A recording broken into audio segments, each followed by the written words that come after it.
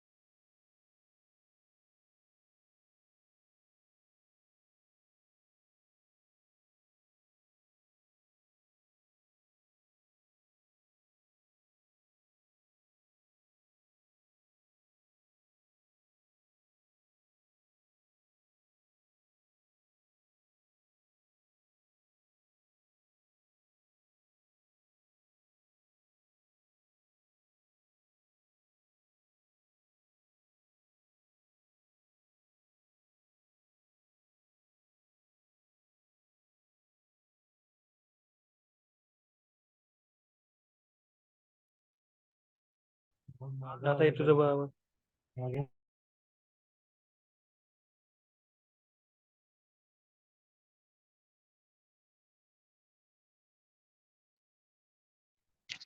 Hello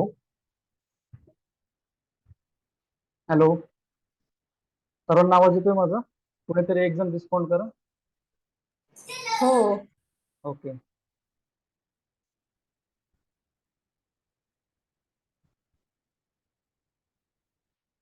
good evening to all and welcome in Slate India group. आज आपण lecture first चालू करत आहोत. ठीक आहे, सर्वांना स्क्रीन दिसत आहे?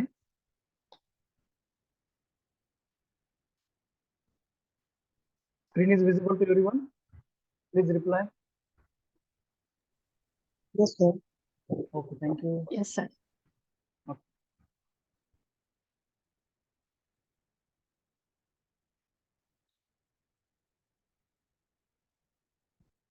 तो first of all things to do today. हमें आज क्या क्या करना है? फर्स्टली हमें इंट्रोडक्शन, ये स्लेट इंडिया क्या है, then about the syllabus.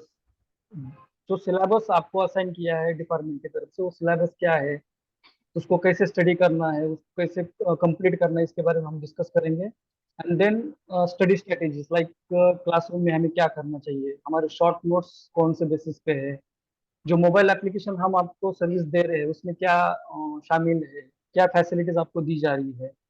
End then self study. Including these all strategies, we will should discuss with other strategy also. So let's start. So first of all, introduction about Slate India. Slate India is an e-learning platform exclusively for assisting the aspirant to crack limited departmental exams. Slate India का जो निर्माण KIA गया है वो particularly LDC की जो exams है department of post की, उसको हमारे जो भी कर्मचारी है उनको अच्छी तरीके से समझने के लिए और क्रैक करने के लिए इसकी निर्मित की गई है. We had been into training and guidance since May 2019, helping the aspirant of PS Group B inspector post for LDC exams. ये जो स्टार्ट किया गया था, इसका जो स्टार्टअप था वो मई 2019 से है. यहाँ पे हम PS group B, inspector of post और जितने भी एलजीओ के एग्जाम है वो सारे हम कवर करते हैं. Our mobile application India Post Exam had greatly helped the candidates to achieve success in short duration and in easy way. Just go to the Play Store and search for India Post Exam and install the application to benefit yourself. Trust us, you will love that. जो application है हमारा play store पे India post के नाम से है, वहां पे जाके आपको इसको download करना है और जितने भी क्लास में जुड़ेंगे आज के बाद उन सभी लोगों के लिए ये जो एप्लीकेशन है पूरा एक महीने के लिए फ्री ऑफ कॉस्ट में एक्सेस वहाँ पे हमने अवेलेबल किया है. जहाँ पे आपको देखने को मिलेगी कम से कम 2,000 to 3,000 एमसीक्यू वहाँ पे प्रीवियस एग्जाम पेपर्स और करंट जो हमारे सिलेबस उसके ऊपर बेसिस है. Slate India has come up with courses for JDS and NDS official for PA postman MTS examination for the first time under the high demand from the aspirants. We are here to equip you with everything that is required to prepare for this examination. We have different expert faculties for different subjects to make you master the topics. Stay focused and be regular to get most out of this session. जो slate India का जो platform हमने classes में convert KIA है, actually पिछले बहुत सालों की आईपी की तरफ से भी डिमांड थी, ग्रुप बी की तरफ से भी डिमांड थी और बेसिकली ज्यादा डिमांड एलजीओ के एग्जाम के जो एस्पिरेंट्स है उनकी तरफ से थी कि कुछ क्लासेस या शॉर्ट नोट्स प्रोवाइड किया जाए ताकि उनको समझने में आसानी रहेगी. तो इसीलिए इस साल हमने शॉर्ट नोट्स और क्लासेस भी स्टार्ट किए हैं. तो जो सिलेबस है GDS MTS to PA exam, GDS MTS to postman and GDS to MTS, ये सिलेबस के बारे में मैं नेक्स्ट स्लाइड में आपसे डिस्कस करूंगा कि कैसे ये डिजाइन किया गया है, इसमें कितने पेपर्स है, कौन सा पेपर कॉम्पिटिटिव है और कौन सा क्वालिफाइंग में है, क्योंकि ये बहुत कॉम्प्लिकेटेड है. बहुत सारे लोगों को यही समझ में नहीं आता कि इसमें कॉम्पिटिटिव कौन सा है और क्वालिफाइंग कौन सा है. तो first of all classroom lecture will be conducted online covering all the topics through Zoom application. Link will be provided well in advance to join the class.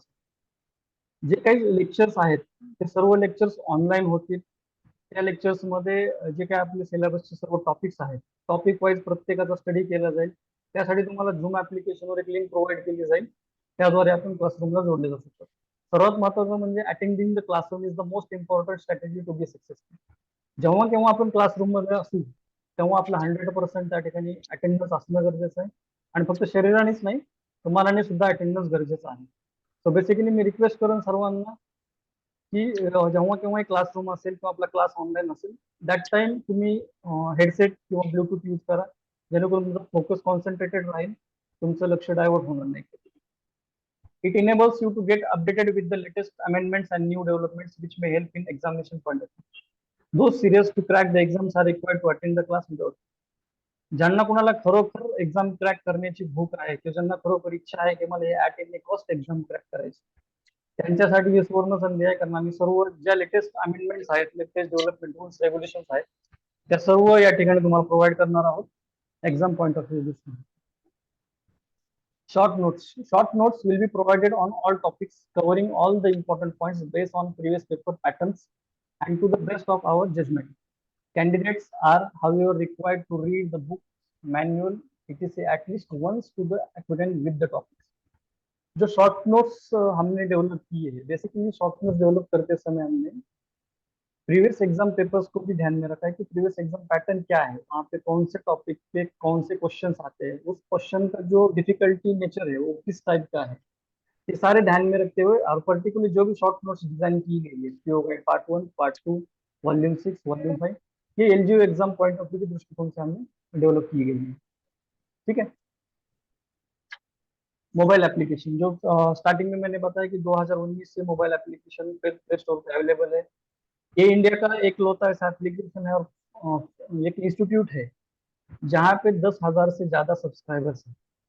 आज तक हमारे जितने भी क्लासेस है किसी के भी सब्सक्राइबर इतने ज्यादा नहीं है, तो ये हमारे लिए अच्छी है कि हम आपके क्लास का जो पैकेज है उसमें मोबाइल एप्लीकेशन भी आपको यूज करने के लिए दे रहे हैं. अगर आपने क्लास और मोबाइल एप्लीकेशन परफेक्ट तरीके से हैंडल किया, उसको जज किया, उसको स्टडी किया, तो ये मैं आपको यहाँ पे गारंटी दे सकता हूँ कि 90-95% आप पूरा कवर कर सकते हैं. सेल्फ स्टडी ये सबसे इम्पोर्टेंट है. मैं कितना भी सिखाऊं या यहाँ पे क्लासरूम में जो भी हम डिस्कस करेंगे उसको आपको रिवीजन करना जरूरी है हर दिन, क्लास के बाद भी और क्लास में आने के पहले भी, क्योंकि जब आप 2-3 बार उसको रिवाइज करेंगे दैट टाइम वो मेमोरी आपकी शार्प हो जाएगी. वहाँ पे आपको रिवाइंड करने की फिर अगली बार आपको जरूरत नहीं पड़ेगी. उसके अलावा भी बहुत सारे पॉइंट्स है लाइक स्मार्ट स्टडी. अभी हम स्मार्ट स्टडी का अगर डिस्कस करेंगे तो बहुत सारे लोगों को ये इश्यू रहता है कि हमें पढ़ना क्या है. बहुत सारे लोगों को ये पता ही नहीं रहता कि क्या पढ़ना और क्या नहीं पढ़ना है. फॉर एग्जाम्पल आपको बता दिया जाए तो अगर मान लो हमने स्टडी करना चालू कर दिया कि स्पीड पोस्ट की उत्पत्ति कहाँ से हुई है, introduction of speed post, introduction of PLI, introduction of RPL, कब उसका जन्म हुआ, कब उसने मार्केट में उसका एंट्री हुआ, ये सारे हम डिस्कस करेंगे. वहां पे स्टडी स्टार्ट करेंगे तो हम कहीं पे ना कहीं पे तो लैक हो जाएंगे एग्जाम पॉइंट ऑफ व्यू से, क्योंकि डिपार्टमेंट में अभी क्या चल रहा है ये बहुत इंपॉर्टेंट है. राइट नो डिपार्टमेंट में क्या डेवलपमेंट चल रही है, कौन से नए डिपार्टमेंट हमारे साथ जुड़ रहे हैं, कौन से नए स्कीम हमारे साथ जुड़ रहे हैं. आप आरडी का भी स्टडी कर सकते हो, मगर आरडी के स्टडी के साथ साथ आपको एनएससीसी का ज्यादा स्टडी करना पड़ेगा, क्योंकि ये डिपार्टमेंट की नई हमारी एक स्कीम है. तो मोस्टली जब भी कोई एग्जाम होती है तो जितने भी नए स्कीम्स रहते हैं लाइक इंडिया पोस्ट 2.0 जो अभी स्टार्ट हुआ है, उसके बाद पीएनओपी जो अपना पार्सल नेटवर्क ऑप्टिमाइजेशन प्रोजेक्ट है वो अभी हमारे डिपार्टमेंट में जोर शोर से चल रहा है. वहाँ पे डिपार्टमेंट का पूरा फोकस पार्सल के ऊपर है. तो ये जो नए डेवलपमेंट है उनके ऊपर हमें ज्यादा फोकस करना पड़ेगा. और क्वालिटी ऑफ स्टडी मटेरियल जो एक और इम्पोर्टेंट फैक्ट्स रहता है, कोई भी स्टडी हो उसमें आप कौन सी क्वालिटी का मटेरियल रीड कर रहे हैं ये भी इम्पोर्टेंट है. और उसको ही हमने centre of point of view रखते हुए जो नोट्स बनाए हैं, आपको मैं नोट्स अभी नेक्स्ट स्लाइड में हमें दिखेंगे, वहाँ पे आपको इन डिटेल में सारे पॉइंट्स कवर किए गए हैं. उसके ऊपर आपको क्वेश्चन भी डिजाइन किए जाएंगे और उसके नीचे आपको जो पॉइंट्स उसके में से भी जो इम्पोर्टेंट पॉइंट्स है उसको हमने नीचे फुटर में रखा है. और एक स्ट्रेटेजी हम बना सकते हैं, आस्क क्वेश्चन योरसेल्फ. हमें खुद को सवाल करना आना चाहिए. कि सच में आज जो मुझे स्टडी करना था वो मैंने किया है। जो मुझे एक विजुअल था मुझे कि मेरा वीक में मुझे इतना सिलेबस कवर करना था, वो मैंने सच में किया है। क्योंकि जब तक आप खुद से सच नहीं बोलोगे तब तक आप आगे नहीं बढ़ सकते। तो हमारे लाइफ में भी हमें यूजफुल रहता है। उसके बाद रहता है ग्रीडी अप्रोच। ग्रीडी अप्रोच बहुत लोग बोलते हैं कि ये गलत बात है, कि हमें ग्रीडी नहीं होना चाहिए, किसी भी लालच नहीं आनी चाहिए। मगर जब एग्जाम पॉइंट ऑफ व्यू रहता है तो हमें ग्रीडी अप्रोच रखना पड़ता है। मान लो अभी 12,000 14,000 पे काम कर रहे हैं, अगर मैं एग्जाम क्रैक कर सकता हूँ या क्रैक करता हूँ तो मैं 40-45,000 तक जंप कर सकता हूँ। इससे मेरे बहुत सारे जो हाउस होल्ड के मेरे इश्यूज है, मान लो किसी ने होम लोन लिया रहेगा या कोई भी इश्यूज रहेगा, इससे बहुत सारे सॉर्ट आउट हो सकते हैं। मगर ये विजन क्रैक इतना सिंपल और सीधा होना चाहिए कि मुझे एट एनी कॉस्ट वो पोस्ट अचीव ही करना है, इतना ग्रेड अप्रोच हमारा होना चाहिए। एंड लास्ट, सबसे इंपॉर्टेंट है डिस्ट्रैक्शन। हम जब भी स्टडी के लिए लगते हैं तो बहुत सारे हमारे फैमिली से रहते हैं या दोस्तों से रहते हैं या हम खुद भी हर किसी चीज में डिस्ट्रैक्टेड रहते हैं। मैं आज रिक्वेस्ट करूंगा जो भी हमारे साथ जुड़े हैं, सबसे पहले ड्रीम इलेवन, माई सर्कल, ये जो एप्लीकेशन है ये सब ये कर दो, अनइंस्टॉल कर दो। उसके बाद जो व्हाट्सएप है उसका कितना यूज करना चाहिए ये हमें सोचना है। क्योंकि व्हाट्सएप से हमें हमारी करिअर में डेव्हलपमेंट नाही होगी। व्हाट्सअपमुळे तुम्हाला तुमचं जे काही हे असेल करिअर असेल त्याच्यामध्ये तुम्हाला मोठी पोस्ट मिळणार नाही। व्हॉट्सअपमुळे तुम्हाला तुमच्या घरामध्ये पैसा येणार नाही, त्याच्यामुळे अननेसेसरी त्याच्यावर टाइम वेस्ट घालणं हा मूर्खपणाचं लक्षण आहे। आणि सगळ्यात महत्वाचं म्हणजे युट्यूबचं डिझाईनच असं केलेलं आहे, तुम्ही एक रील्स पाहायला जाल तर तुमची जी इंटरेस्ट असेल त्या इंटरेस्टशी रिलेटेड तुम्हाला दुसरा रील दाखवलं जाईल, दुसरा व्हिडिओ दाखवला जाईल। प्रत्येकाने स्वतः ऑब्झर्व करा की मी आज युट्यूबवर किंवा सोशल मीडियावर किती टाइम पास करतो। तो हे डिस्ट्रॅक्शनचे जे पॉईंट आहेत ते खूप महत्वाचे आहेत, याला तुम्ही अवॉइड कराल अशी अपेक्षा व्यक्त करतो। आणि यानंतर आपण आपला जो सिलेबस आहे त्याच्याविषयी डिस्कशन करूया।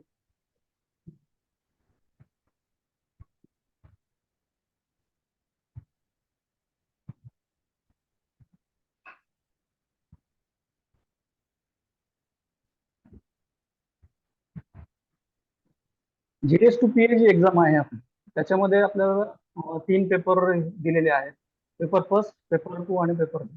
आता याच्यामध्ये तिन्ही मध्ये जर तुम्ही सिलेबस व्यवस्थित पाहिला तर एक लक्षात येईल, पेपर फर्स्ट हा तुमचा फक्त कॉम्पिटिटिव्ह पेपर आहे। बऱ्याच मुलांचा या ठिकाणी गोंधळ होतो, पेपर 2 ला पण ते तेवढाच फोर्स लावतात किंवा तेवढंच पोटेन्शियल आपलं वाया घालवतात, पेपर थर्ड ला सुद्धा तेच पद्धतीने करतात। परंतु मोस्टली इम्पॉर्टंट पेपर फर्स्ट आहे तो कॉम्पिटिटिव्ह आहे। दुसरे जे 2 पेपर आहेत त्या ठिकाणी फक्त तुम्हाला पास व्हायचं आहे। आणि पेपर फर्स्टचे मार्क तुमचे ज्या वेळेला मेरिट लिस्ट काउंट केलं जाईल दॅट टाइम पेपर फर्स्टचे मार्क्स तुमचे ग्रँट केले जातील मेरिट लिस्टसाठी। सो पेपर फर्स्ट वर तुम्हाला जास्त फोकस करायचा। आता पेपर फर्स्ट मध्ये काय आहे आपण पाहूया थोडक्यात।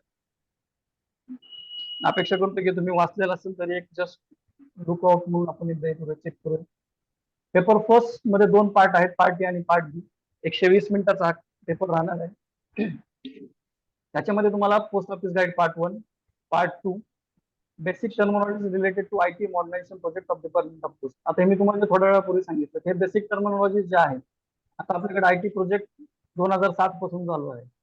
तर त्याच्यानंतर जे काही डेव्हलपमेंट झालेले आहेत आपल्या सिस्टम मध्ये म्हणा, सीबीएस, सीएसआय, फिनॅकल, हे सर्वांचे तुम्हाला जे बेसिक गोष्टी आहेत त्या तुम्हाला माहिती पाहिजे। शॉर्ट फॉर्म्स, लॉंग फॉर्म सर्व माहिती पाहिजे। त्याच्यानंतर आपले प्रोडक्ट्स अँड सर्व्हिसेस, याच्यावर तुम्हाला 10 क्वेश्चन्स आहेत।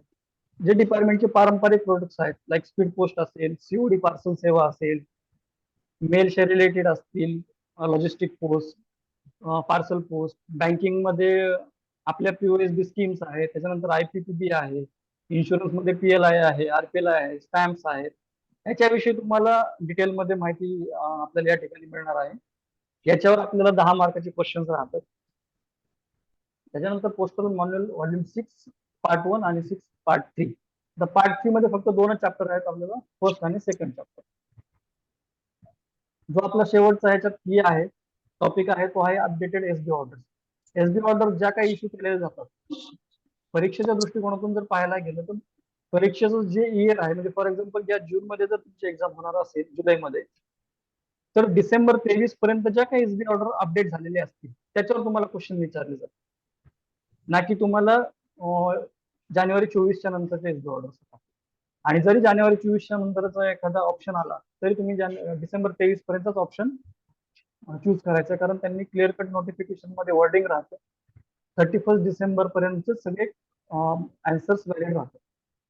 पोस्टल मॅन्युअल व्हॉल्यूम 7 तुम्हाला पूर्णपणे RMS जी विंग आहे आपल्या डिपार्टमेंटचं त्याच्याशी रिलेटेड माहिती देते, फॉरेन पोस्ट मॅन्युअल. आणि पार्ट बी जो आहे याच्यामध्ये तुम्हाला general awareness, mathematics, basic English याच्यावर तुम्हाला 50 क्वेश्चन असतात.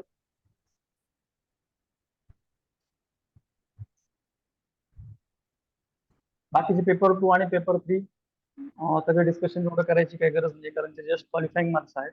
पेपर 3 मध्ये तुमचं टेस्ट राहते.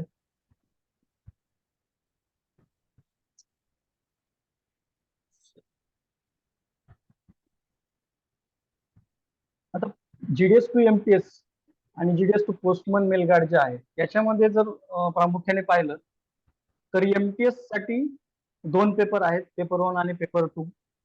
आणि पोस्टमन किंवा मेल गार्ड ही जी केडर आहे याच्यासाठी 4 पेपर आहेत, पेपर 1, पेपर 2, पेपर 3 आणि पेपर 4. MTS साठी जर विचार केला तर कॉम्पिटेटिव्ह पेपर म्हणून फक्त पेपर 1 आहे.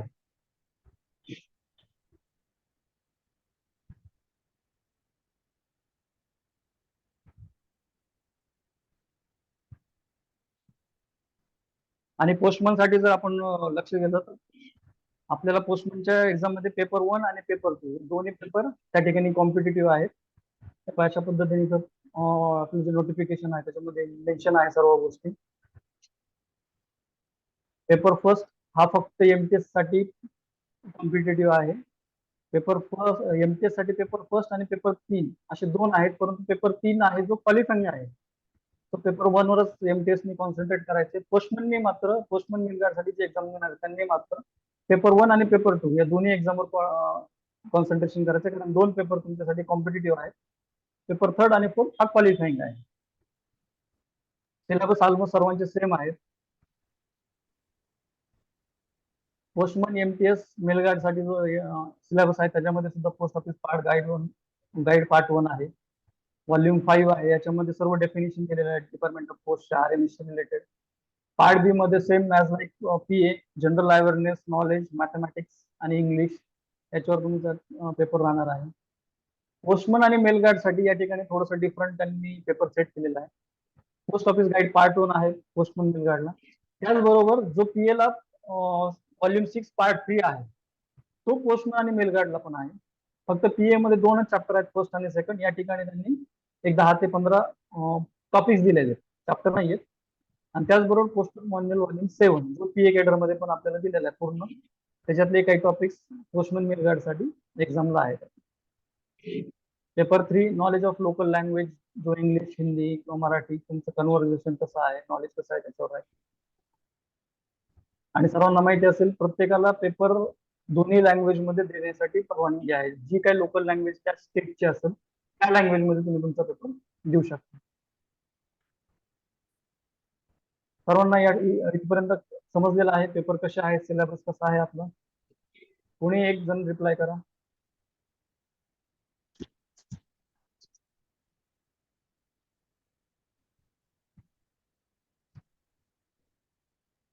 Yes, sir. Okay, thank you.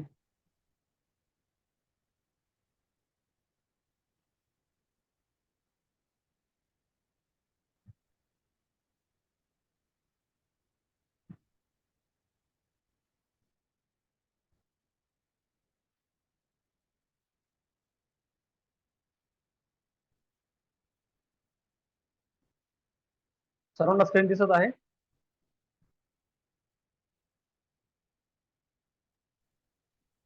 Yes, sir. Okay, thank you. तो आपण ऍक्च्युअल मध्ये लेक्चर स्टार्ट करत आहोत. फर्स्ट डेला ज्या दिवशी डेमो लेक्चर मी कंडक्ट केलं होतं त्या दिवशी सुद्धा हा फॉर्म्युला मी सर्वांना समजावून सांगितला होता की आपण जे काही ऐकतो कानाने आपलं त्याच्यामधलं फक्त 10% आपल्या लक्षात राहतं. आणि ही सायंटिफिकली प्रूव्ह ही आहे गोष्ट आहे. जे आपण पाहतो त्याच्यातलं 20% आपल्या माइंड मध्ये आपण ऍक्नॉलेज करू शकतो, आणि जी गोष्ट आपण पाहून वाचतो त्याच्यामध्ये 80% तुम्हाला ऍक्नॉलेज होण्याचे चान्सेस आहेत. शेवटी सर्व गोष्टी या स्वतःवर आहेत की तुम्ही कशा पद्धतीने लक्ष केंद्रित करता. सो आपण जी काही क्लासची मेथड ठेवलेली आहे ती तुम्हाला पाहून पण आहे आणि वाचून पण आहे. दोन्ही लँग्वेज मध्ये तुम्हाला नोट्स मिळतील, इंग्लिश आणि मराठीमध्ये सुद्धा. आता सुरुवातीला सांगितलं की जे पॅकेज आपण डिझाईन केलेलं आहे त्याच्यात ऑनलाईन लेक्चर्स होतील. आता सपोज आजचं जे लेक्चर आपण ऑनलाईन कंडक्ट केलेलं आहे हे लेक्चर रेकॉर्डेड स्वरूपामध्ये तुमचं जे ऍप्लिकेशन असेल, आज आपण जस्ट एक ट्रायल म्हणून हे करतो, पण जे तुमचं ऍप्लिकेशन मध्ये डाउनलोड होईल त्या ऍप्लिकेशन मध्ये सुद्धा तुम्हाला रेकॉर्डेड लेक्चर आजचं परत कितीही वेळेस तुम्ही पाहू शकता. जोपर्यंत तुमची एक्झाम होणार नाही तोपर्यंत तुम्ही ते रेकॉर्डेड लेक्चर पाहू शकता, तुमच्या ऍप्लिकेशनवरही पाहू शकता किंवा आमच्या साईटवर सुद्धा तुम्हाला ती पाहण्याची व्यवस्था राहील. शॉर्ट नोट्स प्रोव्हाइड केले जातील, टॉपिक वाईज टेस्ट आहेत, फुल पेपरच्या सुद्धा टेस्ट होतील. ज्या पद्धतीने एक्झाम मध्ये ऍक्च्युअल लाईव्ह कशा एक्झाम्स होतात, कसे क्वेश्चन सेट्स होतात ते सुद्धा डेमो आपण या ठिकाणी देणार आहोत सर्वांना. Free access to mobile application, सर्वांनी क्लास संपल्यानंतर मी लिंक प्रोव्हाइड करेल, ऍप्लिकेशन डाउनलोड करा. सर्वांना आजच्या दिवसापासून फ्री ऍक्सेस दिला जाईल जे क्लासमध्ये एनरोल करतील त्यांना. त्या ठिकाणी तुम्हाला 2000 हा जुना नंबर आहे, पण अराउंड या महिन्याच्या एंडिंग पर्यंत 4000च्या प्लस एमसीक्यू तुम्हाला प्रॅक्टिससाठी त्या ठिकाणी अवेलेबल होईल. 4000 एमसीक्यू जर प्रत्येकाने व्यवस्थित स्टडी केला आणि क्लासरूम मध्ये व्यवस्थित अटेंडन्स दिला तर 100% सक्सेस तुम्हाला मिळेल. सो डिरेक्टली आपण स्टार्ट करूया. आपला जो फर्स्ट चॅप्टर आहे section 1 general PO guide part 1 जे आहे, पीओ गाईड पार्ट 1 प्रामुख्याने जे आपले दैनंदिन कामकाज आहे पोस्ट ऑफिस त्याच्याविषयी तुम्हाला एक शॉर्ट मध्ये माहिती देतो. पीओ गाईड पार्ट 1 मध्ये 7 सेक्शन्स आहेत, ही माहिती नोट डाऊन करा हवं. आपल्याला कारण बऱ्याचदा असे क्वेश्चन असतात, how many sections are available in PO guide part 1. त्यावेळेला आपल्याला ही माहिती पाहिजे की पीओ गाईड पार्ट 1 मध्ये 7 सेक्शन आहेत टोटल. ते 7ही सेक्शन आपल्याला स्टडीला आहेत. सो फर्स्ट सेक्शन जो आहे तो जनरल, म्हणजे या ठिकाणी जनरल डिपार्टमेंटची जी काय ऑर्गनायझेशन आहे, जी संस्था आहे ती कशी काम करते याच्याविषयी माहिती दिलेली आहे. आपण पॉइंट पॉइंट या ठिकाणी रीड करूया. The Department of Post is under the Ministry of Communications, which is headed by Minister of Communication. He is assisted by the Minister of State for Communication. जो डिपार्टमेंट ऑफ पोस्ट है ती ministry of कम्युनिकेशनच्या under येतं. जे आपले अश्विनी वैष्णव आहेत minister of कम्युनिकेशनचे minister, त्यांच्या अंतर्गत हे येतात. त्यांना राज्यमंत्री या ठिकाणी कुठल्याही कामामध्ये मदत करतात. जे ऑर्गनायझेशन आपली आहे याचं ऑर्गनायझेशनचं एक ढोबळ मानायचं खूप जर पाहिलं तर टॉप मध्ये आपलं डायरेक्टरेट ऑफिस येतं. डायरेक्टरेटच्या खाली तुमचे सर्कल ऑफिसेस येतात. सर्कल ऑफिसच्या खाली रिजन ऑफिस येतं. रिजन ऑफिसच्या खाली तुमचं डिव्हिजन ऑफिस आहे. डिव्हिजन ऑफिसच्या खाली तुमचं हेड ऑफिस आहे आणि हेड ऑफिसच्या अंतर्गत तुमचे सब ऑफिस आणि सब ऑफिसच्या खाली ब्रांच ऑफिस. असं एक आपला एकंदरीत ट्री मॅप आहे जो डिपार्टमेंट ऑफ पोस्टचा. आणि पोस्टच्या माध्यमातून जर पाहायला गेलं तर सगळ्यात टॉप मोस्ट पोस्ट आपली सेक्रेटरी, त्याच्यानंतर डायरेक्टर जनरल पोस्ट येते, मग चीफ पीएमजी वगैरे येतात. चीफ पीएमजी नंतर पीएमजी, पीएमजी नंतर सिनियर सुपरिटेंडेंट, नंतर तुमचे head post master, sub post master, branch post master आणि जीडीएस. अशा पद्धतीने एक ढोबळमानाने आपलं स्ट्रक्चर आहे. The department is headed by secretary, department of post and chairperson postal service board. जो डिपार्टमेंट आहेत ते सेक्रेटरी आपल्या डिपार्टमेंटचे प्रमुख आहेत, जे की चेअरपर्सन आहेत आपल्या पोस्टल सर्व्हिस बोर्डचे. आपल्या डिपार्टमेंटमध्ये एक पोस्टल सर्व्हिस बोर्ड आहे, त्याचे जे हेड पर्सन आहेत किंवा चेअरपर्सन ते सेक्रेटरीच असतात. त्यांच्या खालोखाल जी मोठी पोस्ट आहे सेकंड नंबरची post the director general. The director general postal services handle all matters relating to administration and operation. जर आपल्या बोली भाषेत सांगायचं झालं तर डायरेक्टर जनरल हा आपला कार्यकारी अध्यक्ष आहे. इन शॉर्ट डायरेक्टर जनरल तुमचं जे ऍडमिनिस्ट्रेशन आणि जे काही कामकाजाच्या ज्या काही स्कीम्स असतील किंवा ऑपरेशन तुमचं जे काय आहे कशा पद्धतीने काम करत हे सर्व ठरवण्याचं किंवा याच्यावर नियंत्रण करण्याचं, त्याला कंट्रोल करण्याचं काम डायरेक्टर जनरल करतात. आता ही जी सर्व कार्यप्रणाली आहे ही सुरळीत चालण्यासाठी डिपार्टमेंट ऑफ पोस्टच्या इंडियाच्या अंतर्गत मध्ये 23 सर्कल मध्ये विभागणी केलेली आहे. The postal network of the country is divided into 23 postal circles for administrative convenience. Each circle is headed by the chief post master. जे काही सर्कल असतात प्रत्येक राज्याचे त्याचे जे प्रमुख असतात त्यांना आपण चीफ पोस्ट मास्टर जनरल म्हणतो. अशा आपल्याकडे भारतामध्ये टोटल 23 पोस्टल सर्कल्स आहेत. आता याच्यामध्ये एक क्वेश्चन असा येऊ शकतो, सर्वांनी नोट डाऊन करा. जे 23वे पोस्टल सर्कल आहे जे लेटेस्ट मध्ये आपल्याकडे इन्क्लूड झालेलं आहे ते आहे तेलंगणा. तेलंगणा सर्कल आपल्याकडे 2016 मध्ये आपल्या लिस्ट मध्ये सामील झालेला आहे. आता हे जे 23 सर्कल आहे, या 23 सर्कल व्यतिरिक्त सुद्धा आर्मी पोस्टल सर्व्हिसेस साठी सेवा देण्यासाठी एक वेगळं सर्कल तयार केलं. त्याच्याविषयी खालच्या पॉईंट्स मध्ये आपण इन्फॉर्मेशन पाहू. Apart from the 23 circles, there is a separate wing called the Army Postal Circle, designated as another circle called the base circle to take care of postal needs of armed forces. It is headed by the Additional Director General, Army Post Service in the rank of Major. आता याच्यामध्ये असाही question तयार होऊ शकतो की 23 circle व्यतिरिक्त असं अजून एक कुठलं सर्कल आहे जे आर्म फोर्स साठी तुम्हाला कार्य करतं, तर त्याच्यामध्ये तुम्हाला वेगवेगळे ऑप्शन दिले जातील. एपीएस न ऑप्शन असेल, आरएमएस असेल किंवा अजून काही असेल, तर त्याच्यात लक्षात ठेवा बेस सर्कल हा शब्द महत्वाचा आहे. आणि त्याचे जे प्रमुख आहेत त्याच्यावर दुसरा क्वेश्चन येऊ शकतो की who is the chief of the base circle. Base circle का जो हेड आहे तो कोण आहे, त्याच्यामध्ये ऑप्शन तुम्हाला देतात ऍडिशनल डायरेक्टर, असिस्टंट डायरेक्टर किंवा असिस्टंट डायरेक्टर जनरल किंवा चीफ पीएमजी. दोन शब्द कॉमन आहेत त्या ठिकाणी, दोन शब्द थोडे सिमिलर आहेत, ऍडिशनल डायरेक्टर आणि असिस्टंट डायरेक्टर. सो लक्षात ठेवा ऍडिशनल डायरेक्टर आणि असिस्टंट डायरेक्टर मध्ये फरक आहे. ऍडिशनल डायरेक्टर म्हणजे अतिरिक्त आणि असिस्टंट म्हणजे सहाय्यक. सो हा महत्वाचा वर्ड आहे ऍडिशनल डायरेक्टर. आणि त्याची जी प्रमुख पोस्ट आहे ती पोस्ट कुठल्या रँकची आहे, तर मेजर जनरल. त्याच्यावर सुद्धा क्वेश्चन आलेले बऱ्याचदा, आयटी मध्ये आलेले, पीएम ग्रुप बी ला आलेले. जो आर्मी पोस्टल सर्कलचा बेस सर्कलचा प्रमुख आहे ऍडिशनल डायरेक्टर जनरल, त्याची पोस्ट कोणत्या रँकिंगची आहे, तर हे लक्षात ठेवा त्याची पोस्ट जी आहे ती मेजर जनरल या रँकची आहे. आता हे जे वर तुम्हाला काही 5-6 पॉईंट दिलेले त्याच्यात सुद्धा काही ठराविक पॉईंट्स आहेत जे तुम्हाला लक्षात ठेवणं गरजेचं आहे. त्याचे आम्ही या ठिकाणी खाली समरी केलेली आहे. तर postal department is under the administrative control of the director general. बऱ्याचदा हा हे कन्फ्युजन राहतं की पोस्टल डिपार्टमेंट जे आहे ते ऍडमिनिस्ट्रेटिव्ह कंट्रोल कोणाचं आहे. त्या ठिकाणी आपण कन्फ्युज होतो, सेक्रेटरीचा आहे का मिनिस्ट्री ऑफ कम्युनिकेशनचा आहे का स्टेट मिनिस्ट्रीचा आहे. तर लक्षात ठेवा डायरेक्टर जनरल हा आपला ऍडमिनिस्ट्रेटिव्ह कंट्रोल मधला आपला हेड आहे, चीफ आहे. There are 23 postal circles in the country.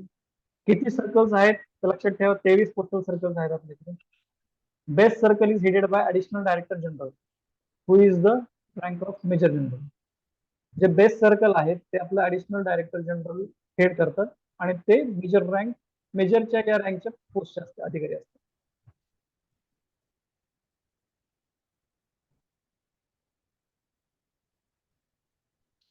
Second जे ऑर्गनायझेशन मधला जो सगळ्यात महत्वाचा टप्पा येतो तो types of offices.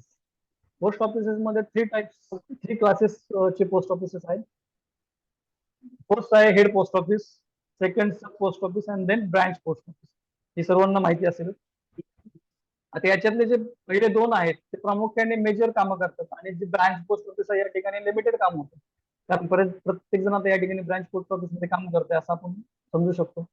Branch post office मध्ये काय काय कामं होतात आणि हेड ऑफिस सब ऑफिस मध्ये काय काय कामं होतात सर्वांना माहिती आहे.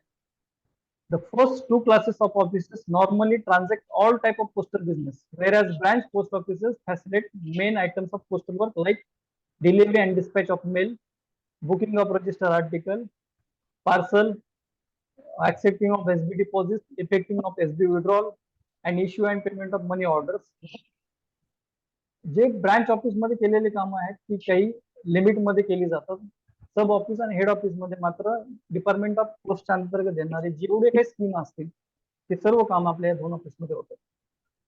The head post offices in important cities are in the charge of gazetted officers are referred to as first class head office.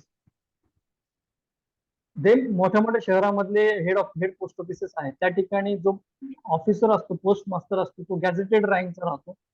ज्या ऑफिसेसला गॅझेटेड रँकचा पोस्ट मास्टर आहे, ग्रुप बी ऑफिसर्स, त्याच ऑफिसेसला लक्षात ठेवा फर्स्ट क्लास हेड ऑफिस म्हणतात.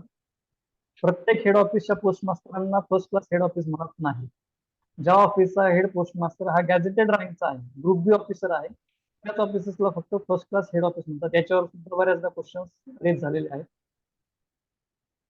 Value payable articles and money orders are not booked to address of army post offices. याच्यावर सुद्धा question येतो की आर्मी पोस्ट ऑफिसेस मध्ये खालीलपैकी कोणत्या कोणत्या सेवा पुरवल्या जात नाहीत. मग त्याच्यामध्ये रजिस्टर बुकिंग, एसबीआरडी बुकिंग, मनी ऑर्डर किंवा व्हीपी अशा पद्धतीचे ऑप्शन येतात. तर करेक्ट ऑप्शन लक्षात ठेवा व्हॅल्यू पेएबल आर्टिकल्स आणि मनी ऑर्डर आर्मी पोस्टल सर्व्हिसेसला पाठवता येत नाहीत आपल्याला. 3 नंबरचा आपला क्लॉज आहे Night post offices. The post offices functioning under extended working hours authorized by the Director General are termed as night post office. Night post office प्रामुख्याने हे जे एक्सटेंडेड वर्किंग आवर्स आहेत, प्रामुख्याने जर आपण लक्षात घेतलं तर आपले जे वर्किंग आवर्स आहेत ते 9 ते 5 किंवा 10 ते 6 किंवा 8 ते 4 असतात. परंतु काही विशेष पोस्ट ऑफिसेसना रात्री सुद्धा सुविधा दिली जाते, रात्री 8:30 वाजे. तर त्या पोस्ट ऑफिसेसना प्रामुख्याने आपण नाईट पोस्ट ऑफिसेस म्हणतो. आणि अशा नाईट पोस्ट ऑफिसेसची जी संख्या आहे ती भारतामध्ये टोटल 120 पोस्ट ऑफिसेस आहेत ऍज ऑन 31/12/2023. डेट या ठिकाणी करेक्ट करायची राहिलेली आहे. Director general may extend working hours of any post office up to 8:30 PM and keep them open on Sunday. आता या ठिकाणी क्वेश्चन बऱ्याचदा आलेला आहे एक्झाम मध्ये, लक्ष द्या. पोस्ट ऑफिसची जी वेळ आहे, टायमिंगची बिझनेस आवर्स आहे, ही वेळ कोण वाढवू शकतो? तर त्याचं उत्तर आहे पोस्ट ऑफिसची वर्किंग आवर्सची बिझनेस आवर्सची वेळ वाढवण्याचा अधिकार आहे चीफ पीएमजी. पण डायरेक्टर जनरल जे आहे ते वर्किंग आवर्स 8:30 पर्यंत एक्सटेंडेड करू शकतात. जे बिझनेस आवर्स आपण ज्या ठिकाणी व्यवहार म्हणतो, ज्या ठिकाणी व्यवहार आपण लोकांना सर्व्हिस देतो, ती वाढवण्याची मर्यादा चीफ पीएमजी कडे आहे, त्याचे पॉवर्स. परंतु बियॉन्ड दॅट वर्किंग आवर्स जर एक्सटेंड करायचे असतील वर्किंग आवर्स 8:30 पर्यंत, तर त्याची पॉवर मात्र डायरेक्टर जनरल आहे. हा याच्यामध्ये थोडासा डिफरन्स आहे. याच्यामध्ये बऱ्याचदा कन्फ्युज केलं जातं क्वेश्चन विचारताना. त्याचे जे वरच्या सेकंड आणि थर्ड मध्ये आपण जे काही टॉपिक पाहिले त्याचे खाली बुलेट्स पॉईंट दिलेले आहेत. Post offices are classified into 3 classes, सर्वांना माहिती आहे. UP articles and MOs are not book to the address of army post offices. There are 120 night post offices function in the country. हे जे bullet points आहेत हे तुम्हाला एक्झामच्या वेळेला खूप कामाला येतील. जेव्हा तुमचं रिडिंग रिवाइज करायची वेळ असेल त्यावेळेला तुम्हाला एंटायर टॉपिक वाचण्यापेक्षा खालचे बुलेट पॉइंट जरी तुम्ही कव्हर केले तरी सफिशियंट राहील. Excuse me sir. Yes sir हे पॉइंट्स नोट डाऊन आम्ही आता नाही करायचे ना, याच्या नोट्स मिळतील ना आम्हाला? याचे नोट्स तुम्हाला डेफिनेटली मिळतात, पण मी ऍडिशनल जे तुम्हाला सांगत आहे, लाईक आता जे तुम्हाला मी सांगितलं की बिझनेस आवर एक्सटेंड करायची जी काही पॉवर आहे चीफ पीएमजीला आहे, आणि डायरेक्टर जनरलला वर्किंग आवर्स एक्सटेंड करायचे आहे. थोडासा डिफरन्स आहे याच्यामध्ये, पण इम्पॉर्टंट क्वेश्चन आहे, लक्षात ठेवा. म्हणजे हे जे छोटे मोठे जर तुम्हाला नोट डाऊन जरी करायचे असेल तरी तुम्ही करू शकता, कारण नोट डाऊन केल्याने तुमचं अजून रिव्हिजन चांगली पद्धतीने होईल. कारण आपण ज्या वेळेला एखादी गोष्ट लिहितो वाचतो सुद्धा तर त्यावेळेला त्याचं परफेक्शन अजून परफेक्ट राहील. या नोट्स सर्व तुम्हाला प्रोव्हाइड केले जातील, डोंट वरी. 4 नंबरचा क्लास आहे mobile post offices. Basically mobile post offices आता खूप कमी ठिकाणी अवेलेबल आहे. Mobile post offices are intended to provide the facility of late posting in the different areas of the cities at different timing according to the fixed schedule. Mobile post offices जे आहेत आपल्या post ऑफिसेसच्या व्यतिरिक्त सुद्धा शहरामध्ये वेगवेगळ्या भागामध्ये त्याची गाडी फिरवली जाते. मोबाईल पोस्ट ऑफिस म्हणजे एक MMS ची आपली व्हेकल मॉडिफाय केलेली आहे.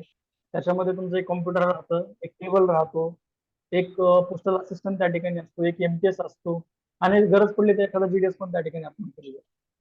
हे शहराच्या वेगवेगळ्या भागात जाऊन त्या ठिकाणी बुकिंग करणं किंवा त्यांचे जे अनरजिस्टर्ड आर्टिकल आहेत ते डिस्पॅच साठी घेणं, अशा पद्धतीचे कामं करतात, ते तुम्हाला या ठिकाणी कळेल. Mobile post offices are intended to provide the facility of late posting in the different areas of the cities at different times according to the fix schedule. These offices remain close on Sunday and postal holiday.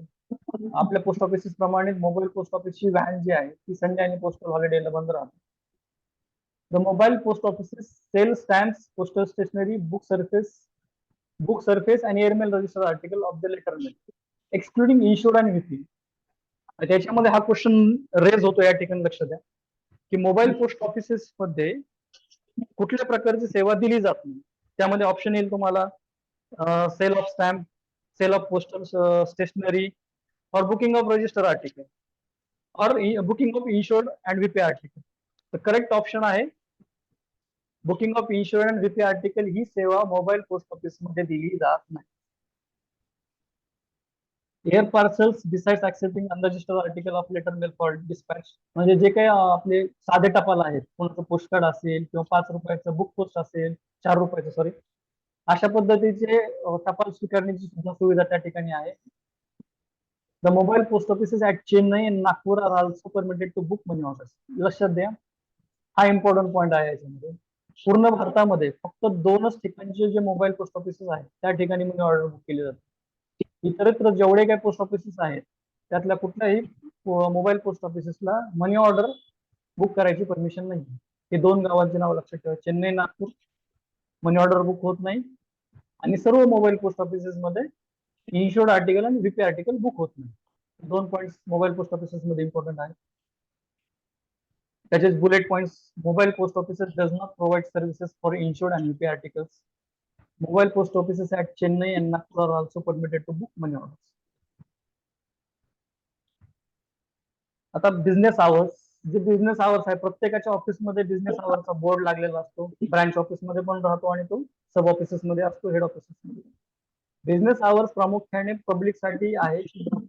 पब्लिकला किंवा कस्टमरला business hours पाहून लक्षात आलं पाहिजे की register booking करण्याचा वेळ किती वाजेपर्यंत आहे, स्टॅम्प सेल करण्याची वेळ किती वाजेपर्यंत आहे, किंवा जर त्याला एसबी आरडी डिपॉझिट करायचं तर त्याची वेळ किती वाजेपर्यंत आहे.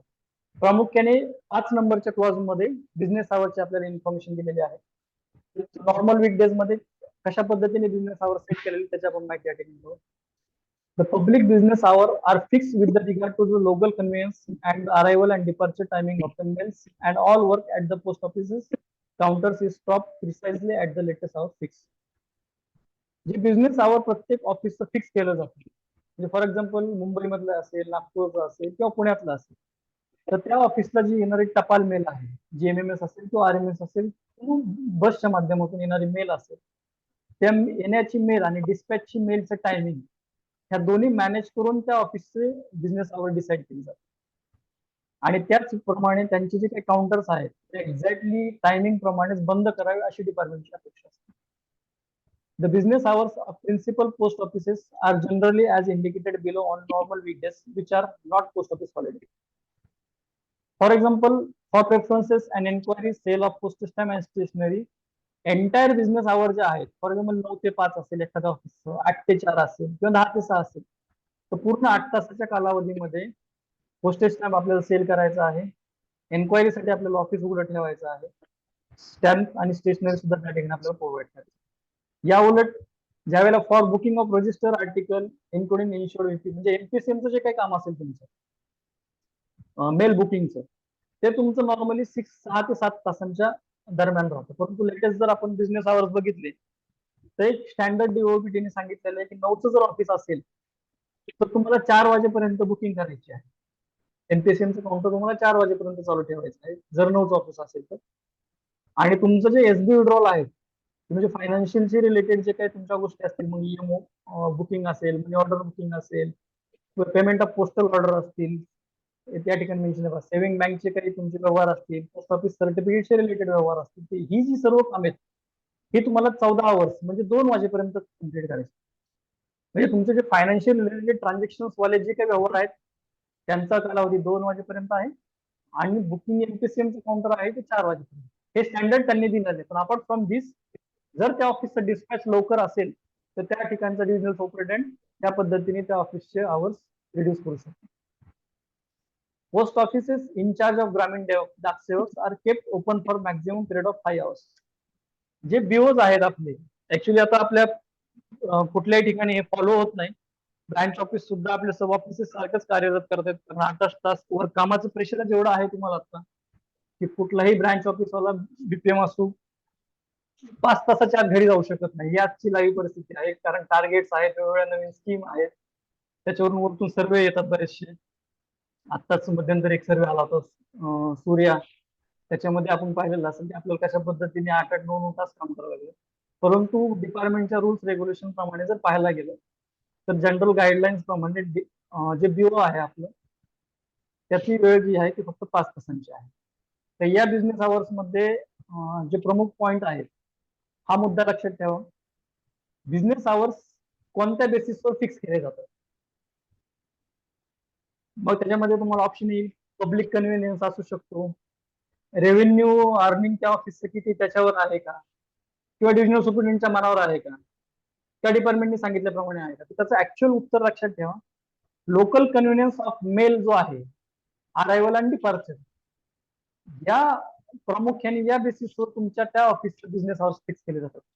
त्या ठिकाणी तुमचा रेव्हेन्यू पाहिला जात नाही, तुमच्या स्टुडंटचं पाहिला जात नाही, पीएमजी नाही, पीएमजी नाही. त्या लोकल गावाचं जे काही मेल अरेंजमेंट आहे त्या मेल अरेंजमेंट नुसार बिझनेस आवर्स फिक्स केले जातात. JDS post offices are kept open for maximum period of 5 hours. त्याच्यामध्ये हा पॉइंट महत्वाचा आहे, कन्व्हिनियन्स ऑफ मेल. त्याच्यानंतर पेमेंट ऑफ पोस्टेज.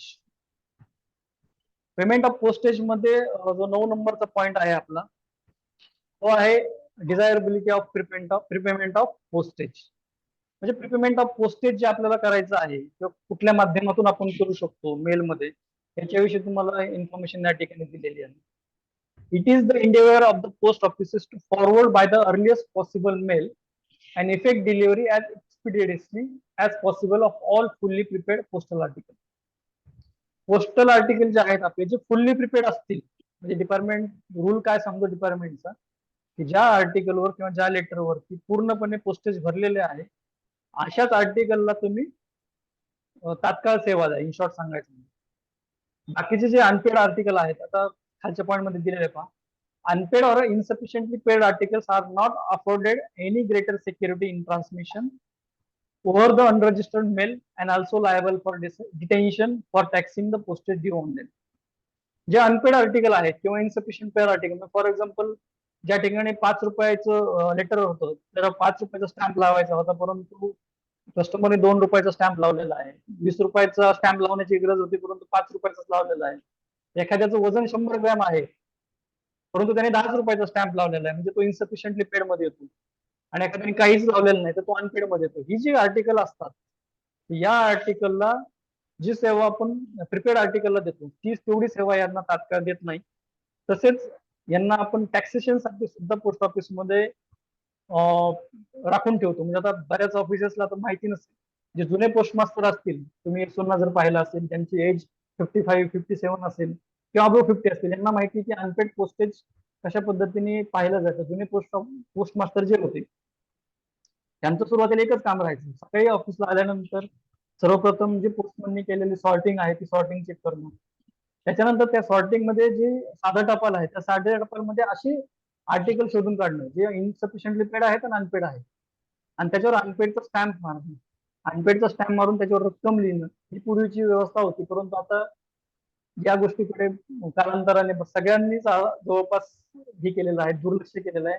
आणि बराच डिपार्टमेंट ऑफ पोस्टचा लेकेज ऑफ रेव्हेन्यू जो म्हणतो तो या ठिकाणी जातो. तुम्ही सुद्धा उद्या जरी ऑफिसमध्ये चेक केलं, तुम्हाला जे आलेली मेल आहे त्यात अनपेड किती, इन्सफिशियंट पेड आर्टिकल किती, बरं तुमच्या लक्षात येईल की बरेच जण पोस्ट ऑफिसच्या या ह्याचा व्हेरीफायला घेत राहतात, आणि आपलं एक लॅक ऑफ नॉलेज आहे की आपण या गोष्टीकडे दुर्लक्ष करतो. 10 नंबरचा क्लॉज आहे पोस्टेज स्टॅम्प आणि stationery. Payment of postage is normally to be effected by means of postage stamp issued by the India Post Offices under the authority of Government of India. The post offices issue also certain items of stationery like envelopes, inland cards, postcards with the value of requisite stamp embossed on them. आता payment of postage जे आहे हे normally postage स्टॅम्पच्या माध्यमातून आपण भरतो, जे की government of इंडियाने अप्रूव्ह केलेले स्टॅम्प्स असतात, जे आपल्या पीएसडी ला प्रिंटिंग होतात. त्याचबरोबर पोस्ट ऑफिसेस काही स्टेशनरी पण हे करतात. बऱ्याच जणांना हे कन्फ्युजन राहतं की स्टेशनरी कशाला म्हणायचं आणि स्टॅम्प कशाला म्हणायचं. या ठिकाणी मी क्लिअर करतो, स्टॅम्प जे आहेत जे डिनॉमिनेशन असतात 1 रुपये, 2 रुपये, 5 रुपये, 10 रुपये, 20 रुपये, 50, 100, हे पोस्टेज स्टॅम्प राहतात. आणि स्टेशनरी मध्ये आपले एनव्हलप्स येतात, इनलँड कार्ड्स येतात, पोस्ट कार्ड्स येतात. त्यामुळे दोन्ही गोष्ट वेगवेगळ्या आहेत. जवळपास मी जेवढं पाहिलं तर 60-70% लोक दोन्ही गोष्टींना एकत्र मानतात. याच्यावर सुद्धा क्वेश्चन रेज होऊ शकतो की स्टेशनरी कोणती आणि स्टॅम्प कुठली, तर त्यावेळेला तुम्हाला डिस्टिंग्विश करता आलं पाहिजे, फरक समजला पाहिजे की स्टेशनरी कशाला म्हणायचं आणि पोस्टेज स्टॅम्प कशाला म्हणायचं. याच्यावर अजून एक क्वेश्चन तुम्हाला रेज होऊ शकतो, पेमेंट ऑफ पोस्टेज जे आहे ते कोणकोणत्या माध्यमातून केलं जातं. ऑप्शन राहील postage stamp, service stamp, frank article. लक्षात ठेवा हे तिन्ही माध्यम आहेत ज्याच्या माध्यमातून आपण पेमेंट ऑफ पोस्टेज करू शकतो. पोस्टेज स्टॅम्प चिटकून सुद्धा करू शकतो, सर्व्हिस स्टॅम्प लावून सुद्धा करू शकतो, आणि आर्टिकल फ्रँक करून सुद्धा करू शकतो. मग आर्टिकल फ्रँक करताना पण 2 प्रकार आहेत. डिपार्टमेंट ऑफ गव्हर्नमेंट डिपार्टमेंटने केलेला फ्रँक आर्टिकल हे लाल रंगामध्ये येतं, आणि प्रायव्हेट पार्टीने केलेलं फ्रँक आर्टिकल हे निळ्या रंगामध्ये येतं. फ्रँकिंगचा जो क्लॉज आहे नेक्स्ट, त्याच्यामध्ये आपण हे पाहणार आहोत. तात्पुरते ही गोष्ट लक्षात ठेवा, स्टेशनरी स्टॅम्पचा फरक आणि पेमेंट ऑफ पोस्टेज करण्याच्या ज्या माध्यम आहेत, तर 3 माध्यम आहेत, frank, postage stamp and service stamp. In order to cater to the needs of philatelists and stamp collectors, department has set up philatelic bureaus at principal post offices across the country. Philately bureau at Mumbai GPO caters to the needs of foreign stamp collectors. आता आपल्यामध्ये एक नाविन्यपूर्ण अशी एक branch आहे, philately branch म्हणतो आपण त्याला. फिलाटेलिस्ट जे आहेत वेगवेगळ्या शहरामधले, गावामधले किंवा देशातले, नॅशनल मधले, तर त्या फिलाटेलिस्टला काही स्पेसिफिक स्टॅम्प हवे असतात. ते स्टॅम्प त्यांना वेळेवर मिळावे. प्रत्येक इश्यू झाले, ज्या वेळेला स्टॅम्प इश्यू होतात, लाईक सचिन तेंडुलकरचा स्टॅम्प इश्यू झाला होता त्यावेळेला त्यांनी 100 सेंचुरी कम्प्लीट केली होती, विराट कोहलीचा झाला होता. असे जे काही स्पेसिफिक स्टॅम्प असतात, हे स्पेसिफिक स्टॅम्प एकदाच प्रिंट होतात, ते परत परत प्रिंट होतात. या स्टॅम्प कलेक्टरचं सुद्धा एक ग्रुप आहे, त्यांना ते स्टॅम्प हवे असतात. तर त्यांच्यासाठी जे प्रिन्सिपल आपले मोठे मोठे शहर आहेत, लाईक पुणे असेल, मुंबई असेल, औरंगाबाद असेल, या ठिकाणी फिलाटेलीची एक ब्रांच असते. आणि आपल्या पूर्ण देशामध्ये फिलाटेली ब्युरो म्हणून एक संस्था आहे किंवा एक ऑफिस आहे, जे मुंबई जीपीओ मध्ये आहे. जे फॉरेन फिलाटेलिस्ट जे आहेत किंवा फॉरेन स्टॅम्प कलेक्टर जे आहेत, त्यांच्यासाठी सुद्धा मुंबई जीपीओ काम करतो. लक्षात ठेवा, हा पॉईंट महत्वाचा आहे. फिलाटेली ब्युरो कुठे आहे, तर तो मुंबई जीपीओ मध्ये कार्यरत आहे. आणि तो सर्व्हिसेस कुणाला देतो, तो फॉरेन स्टॅम्प कलेक्टरला सर्व्हिसेस प्रोव्हाइड करतो.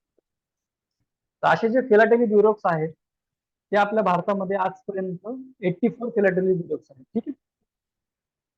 त्याच्यातले बुलेट पॉइंट्स आहेत. Fully prepaid articles are expeditiously transmitted whereas unpaid और insufficiently paid article are liable for detention for taxing purpose. वरती सांगितल्याप्रमाणे जे प्रिपेड आर्टिकल आहेत त्यांना सर्व्हिसेस चांगली मिळेल.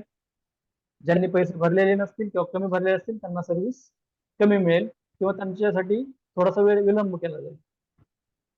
Philately bureaus at Mumbai GPO caters to the foreign stamp collectors, and there are 84 philately bureaus as on 31/12/2023. आता payment of tariff on postal article, जे तुम्हाला मी मागच्या पीपीटी मध्ये सांगितलं होतं की पेमेंट ऑफ टॅरिफ जे आपण करणार आहोत, पोस्टेजचं जे कुठल्या माध्यमातून करणार, तर त्याचे 3 प्रकार आहेत. Payment of postal charges can be done by means of postage stamp, offers, service stamps, frank impression and cash in specific cases. म्हणजे काही स्पेसिफिक अशा ही आहेत की त्या ठिकाणी आपण कस्टमरला कॅश मध्ये पेमेंट करण्यासाठी परवानगी देतो. याचे जे लायसन्स आहेत ते लायसन्स डिव्हिजनल हेडच्या माध्यमातून किंवा पीएमजेच्या माध्यमातून दिले जातात. Post offices also sell revenue stamp issued by the central government. These stamps cannot be used for payment of postage. Revenue stamp जो आहे आपला लाल रंगाचा 1 रुपयाचा जे तिकीट म्हणतो आपण, हे स्टॅम्प सुद्धा डिपार्टमेंट ऑफ पोस्ट इश्यू करतो सेंट्रल गव्हर्नमेंटच्या माध्यमातून. परंतु हे स्टॅम्प जे आहेत हे पेमेंट ऑफ पोस्टेज म्हणून आपण कुठल्याही आर्टिकलवर लावू शकत नाही, याची लक्षात घ्या. Postage stamps and stationeries are printed at India security press, Nashik and Hyderabad. Then items are supplied to CSD and in turn to head post office. HO supply stamps and stationery to SO and SO to BO. म्हणजे काय, postage stamp आणि stationery जे आहेत ते भारतामध्ये India security press जे 2 ठिकाणी आहे, नाशिक आणि हैदराबाद, या ठिकाणी प्रिंट केले जातात. प्रामुख्याने यांची प्रिंटिंग झाल्यानंतर त्या सर्कलचे जे सीएसडी आहेत त्या सीएसडींना स्टॅम्पचे वितरण केलं जातं. त्या सीएसडीच्या मार्फत हेड ऑफिसला येतात स्टॅम्प स्टेशनरी. हेड ऑफिस त्याचे जे वितरण आहे किंवा त्याची जी सप्लाय आहे तो एसओना करतो आणि एसओच्या माध्यमातून ते बीओना करतो. अशा पद्धतीची ही चेन कार्यरत आहे. याच्यामध्ये महत्वाचा पॉइंट सांगितल्याप्रमाणे payment of postals can also be done through point of sale, WPP, म्हणजे without payment postage, business reply service, bulk customers on approval. तुम्हाला सांगितल्याप्रमाणे काही स्पेसिफिक गोष्टीमध्ये अप्रुव्हल लागतं किंवा लायसन्स लागतं पेमेंट ऑफ पोस्टेज फ्री करण्यासाठी. Revenue stamps can not be use for payment of postage. Postage stamps and stationeries are printed at India Security Press, Nashik and Hyderabad.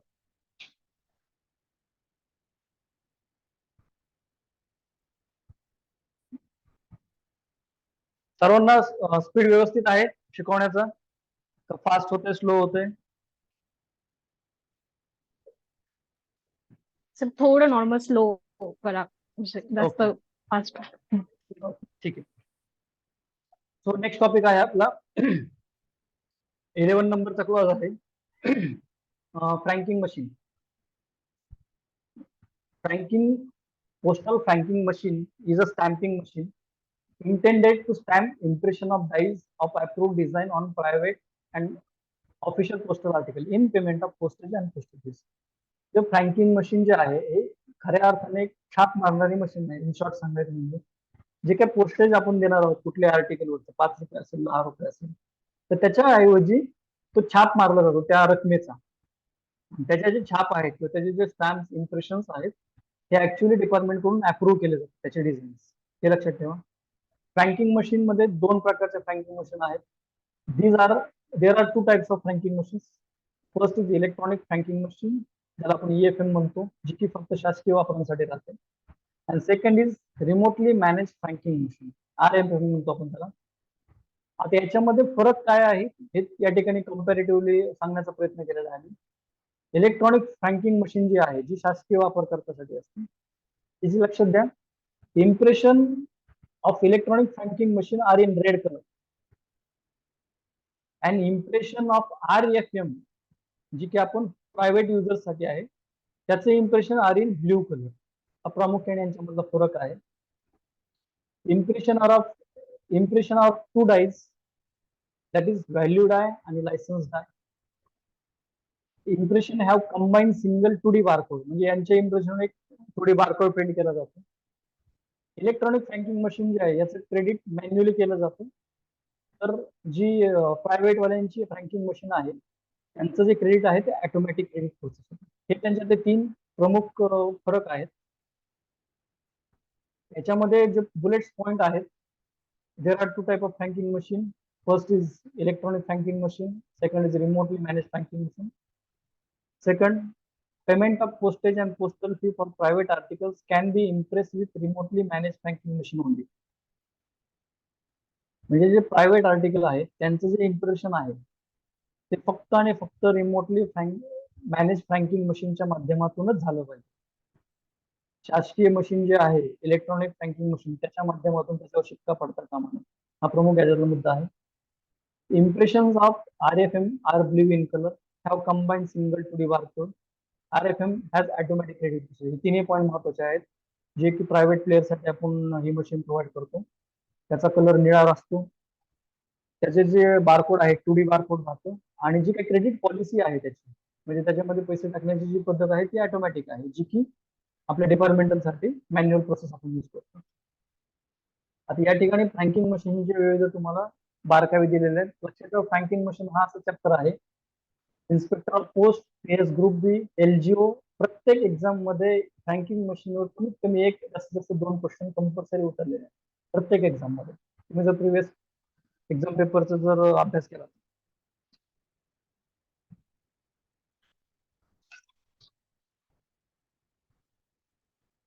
Customer may obtain license from divisional superintendent for using a franking machine and purchase franking machine from authorized vendor.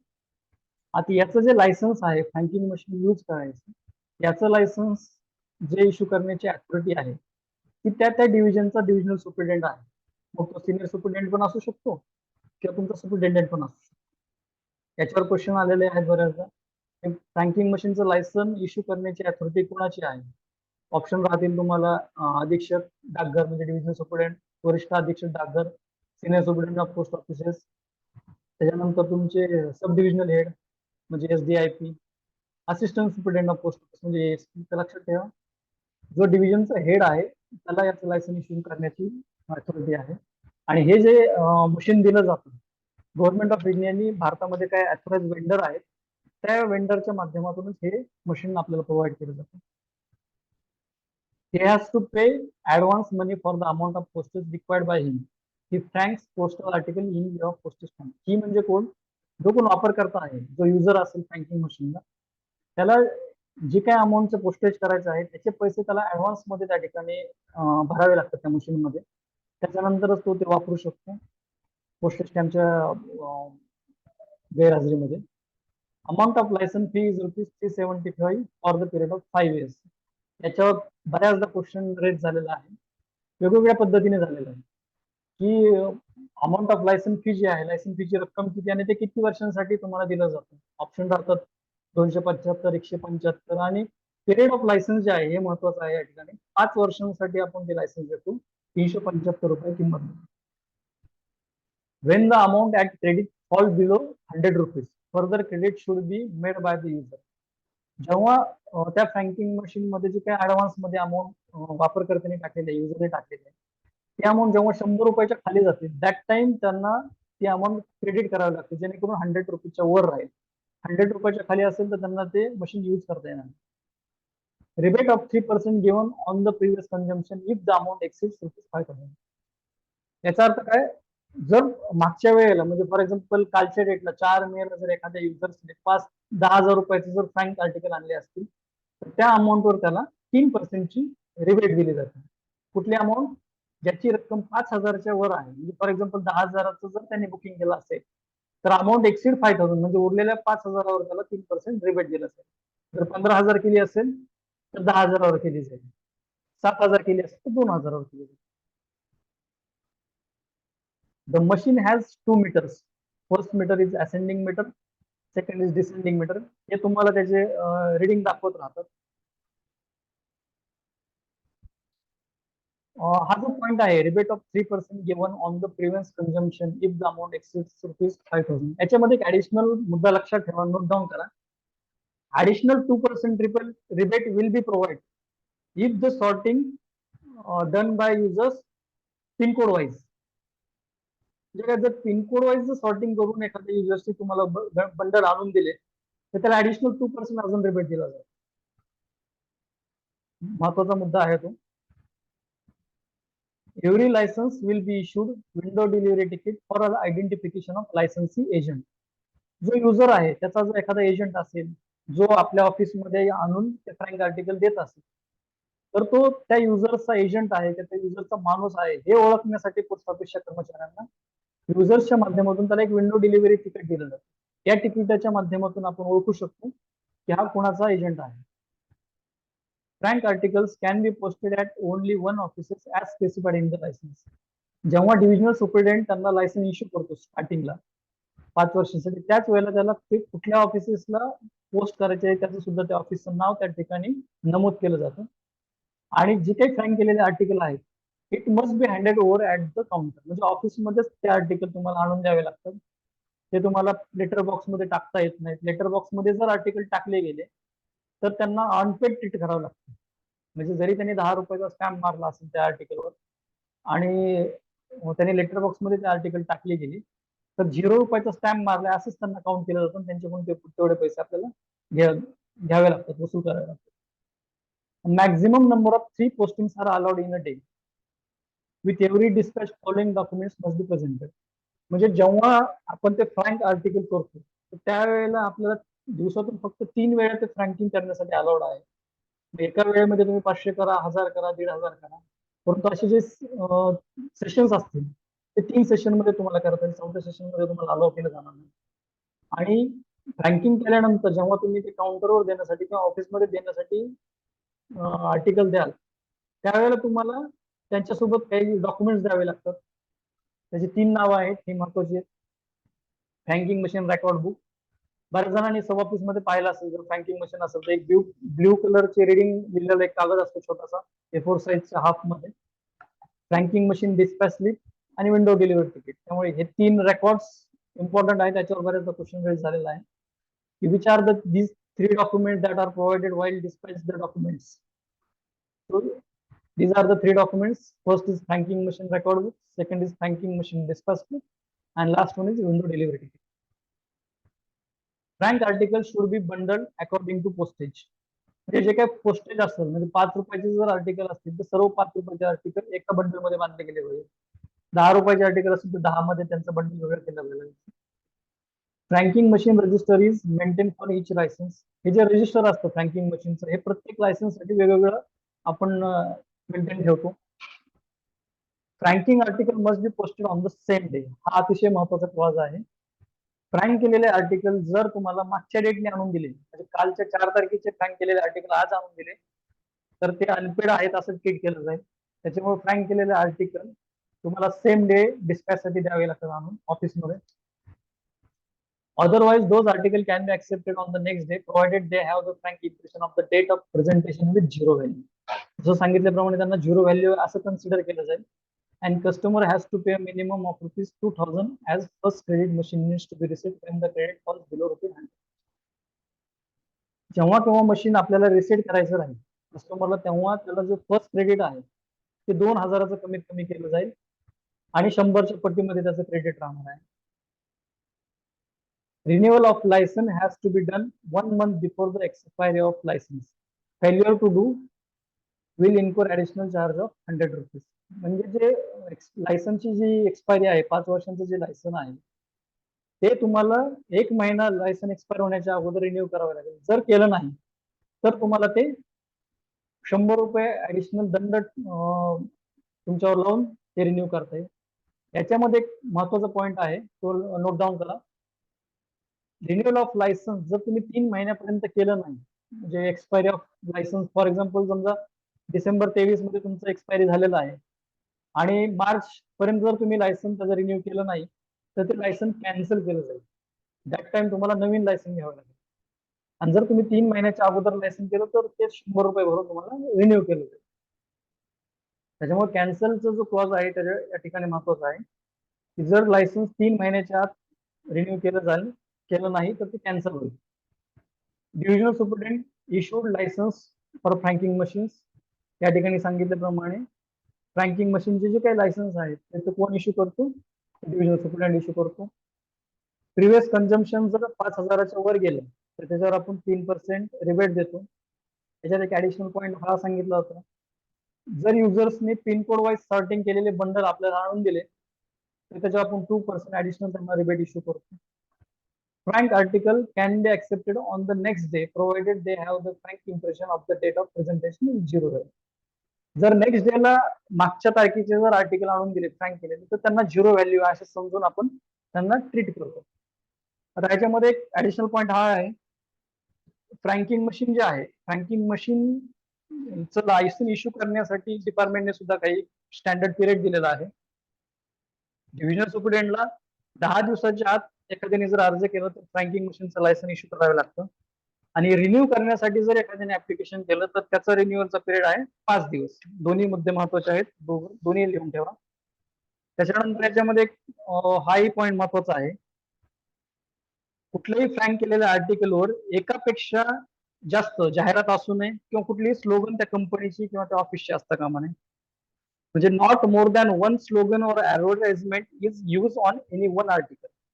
एक slogan किंवा एक जाहिरात, बस याच 2 गोष्टी त्या ठिकाणी allowed आहेत करण्याला. बाकीचे एकापेक्षा जास्त अलाउड नाहीये. याच्यात एक ऍडिशनल इन्फॉर्मेशन अशी तुम्ही हे करू शकता, क्वेश्चन 1-2 वेळेस आलेला आहे की जे फ्रँकिंग मशीनचं लायसन आहे, जे प्रायव्हेट युजर फ्रँकिंग मशीन यूज करतात त्यांच्यासाठी लायसन्स कोण इश्यू करतो? आपल्याला बुक्स मध्ये बऱ्याचदा दिलेलं आहे की फ्रँकिंग मशीनचं लायसन डिव्हिजन सुपरिटेंडेंट करतो, पण प्रायव्हेट साठी जे यूज करतात त्याच्यासाठी लायसन्स कोण इश्यू करतो? तर त्याच्यासाठी सुद्धा डिव्हिजनल सुपरिटेंडेंट सुद्धा लायसन इश्यू करतो. सर्वांना क्लिअर? आता जे फ्रँकिंग मशीनची जी प्रायव्हेट युजरसाठी जी मशीन आहे त्याची आपण या ठिकाणी माहिती पाहू. Remotely manage franking system RMFS.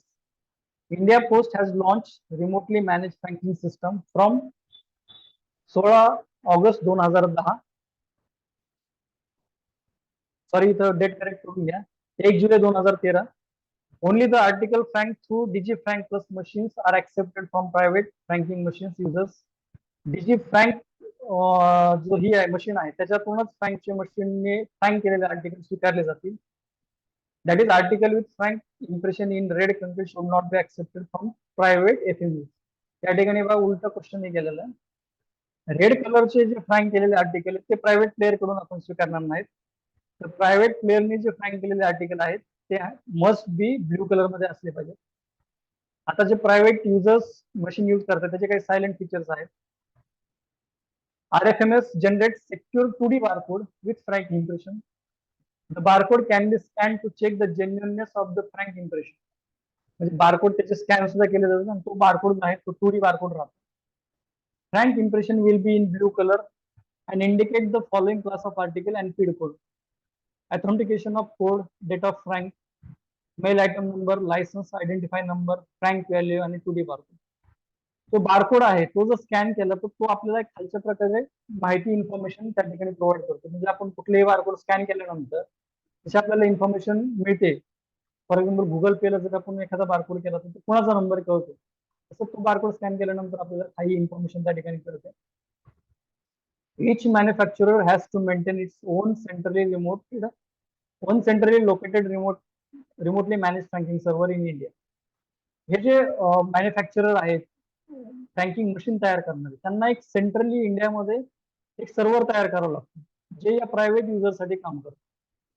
RMF server of each manufacturer will call DOP server thrice a day to exchange the data regarding funds deposited, funds downloaded, uploaded of reports. म्हणजे जे server जे आहे जे प्रायव्हेट पार्टीने तयार केलेले त्या सर्व्हरला DOP सर्व्हरशी connect झालं पाहिजे, तरच त्यांना डेटा किती त्यांचा डिपॉझिट झालेला आहे किंवा फंड्स किती युटिलाइज झालेले आहेत किंवा रिपोर्ट जर जनरेट करायचे असतील तर हे सर्व माहिती मिळवण्यासाठी DOP सर्व्हरला त्यांना ऍक्सेस करण्यासाठी 3 वेळेस दिवसातून कॉल करावे लागतो. जसे आपण वेगवेगळे रिपोर्ट्स रन करतो तशा पद्धतीने हे एक रनचं टूल आहे. The credit will be automatically uploaded when the franking machine calls concerned RFM servers and meters will be reset automatically. जेव्हा केव्हा या सर्व्हरला कॉल केला जातो त्यावेळेला DOP सर्व्हर मधून तो पूर्ण डेटा फेच होऊन ऑटोमॅटिकली त्यांच्या सर्व्हरवर अपडेट केला जातो. Each machine has to call server at least once in a 30 days. Otherwise, machine will be blocked. Will start functioning only after dialing server. 30 दिवसातून कमीत कमी आपलं जे DOP सर्व्हर आहे त्याला एकदा तरी प्रायव्हेट पार्टीनी रन केलं पाहिजे, ऍक्सेस केलं पाहिजे. अदरवाईज ते मशीन ब्लॉक केलं जातं. जेव्हा केव्हा फ्युचरमध्ये ते त्याला रन करतील त्याच्यानंतरच त्या सर्व्हरचे लिंक परत त्या ठिकाणी क्रेडिट होईल किंवा त्याची इनपुट जे आहेत आपल्या DOP सर्व्हरचे ते त्यांच्या ठिकाणी फेच होतील. त्याचे बुलेट्स पॉइंट जे आहेत प्रायव्हेट युजर्स सर्व फ्रँकिंग मशीन आपण करतो. फ्रॉम 1 जुलै 2013 only the articles frank to DG frank plus machine, हे जे नाव आहे DG फ्रँक हे महत्वाचं आहे, are accepted from private franking machine users. RFM server of each manufacturer will call DOP server thrice a day to exchange data, thrice a day and once in a month. म्हणजे किंमत कमी 3 दिवसातून call केला पाहिजे आणि at least 30 दिवसातून एकदा तरी डेटा एक्सचेंज करण्यासाठी डेटा ऍक्सेस करण्यासाठी DOP सर्व्हरला कॉल करणं प्रायव्हेट क्लिअरली गरजेचं आहे. Is it clear? अशा पद्धतीने आपण आतापर्यंत टोटल 11 क्लॉजेस शिकलेलो आहेत प्युरो गाईड फर्स्ट वनचे. आता तुम्हाला ज्या ठिकाणी शंका असेल किंवा काही क्वेरीज असतील तर तुम्ही विचारू शकता वन बाय वन. या ठिकाणी आपण सेशन एंड करू. तुमच्या क्वेरी संपल्यानंतर नेक्स्ट 15 मिनिट्स आपण डिस्कशन करूया. तुम्हाला याच्यामध्ये काही समजलं नसेल तर तुम्हाला काही विचारायचं असेल चॅट बॉक्स मध्ये लिहिलेले सर्व्हिस स्टॅम्प्स जे आहेत ते काही पर्टिक्युलर ऑफिसर्सला म्हणा जुन्या काळामध्ये सर्व्हिस स्टॅम्प वेगळ्या पद्धतीचे एक स्टॅम्प्स दिले जायचे जे फक्त त्या डेझिग्नेशनला वापरण्यासाठीच ऍप्लिकेबल होते, बाकीच्यांना ते वापरण्यास मनाई होती. अजूनही जुन्या पोस्ट ऑफिसमध्ये म्हणजे एखाद दुसऱ्या पोस्ट ऑफिसमध्ये तुम्हाला सर्व्हिस स्टॅम्प पाहायला मिळेल. जर नसेल तर मी उद्या तुम्हाला त्याचा पिक्चर कशा पद्धतीचा आहे उद्या दाखवेल. सर यामध्ये फ्रँकिंग मशीन फी किती आहे ते दिलेलं नाही तुम्ही. फ्रँकिंग मशीनची फीस 375 रुपये आहे तुम्हाला लायसन देण्यासाठी, आणि जर तुमचं लायसन एक्सपायर झालं तर तुम्हाला मात्र 475 रुपये भरून लायसन्स घ्यावं लागतं. म्हणजे जर तुमचं 5 वर्षाचं लायसन आहे आणि 5 वर्ष संपल्यानंतर तुम्ही लायसन रिन्यू करायला गेलात आफ्टर 1 मंथ 3 महिन्यापूर्वी तर तुम्हाला ऍडिशनल 100 रुपीज त्या ठिकाणी चार्ज केले जातात. आणि अप टू 3 मंथ जर तुम्ही आला नाहीत लायसन्स घ्यायला किंवा रिन्यू करायला तर ते लायसन्स कॅन्सल होतं, हे लक्षात ठेवा. तुम्हाला 3 महिन्याची ऍडिशनल व्हॅलिडिटी दिलेली आहे. रिन्यू करायला तुम्हाला 100 रुपीज आहे, पण जर कॅन्सल झालं तर तुम्हाला फ्रेश ऍप्लिकेशन करावं लागेल आणि त्यासाठी परत तुम्हाला 375 चार्जेस करावे लागतील.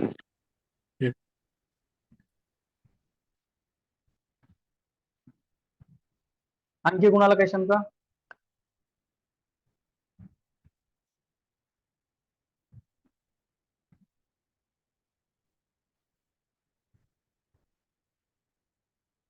सर्व महाराष्ट्रीयनच आहे, त्याच्यामुळे बिंदास विचारा.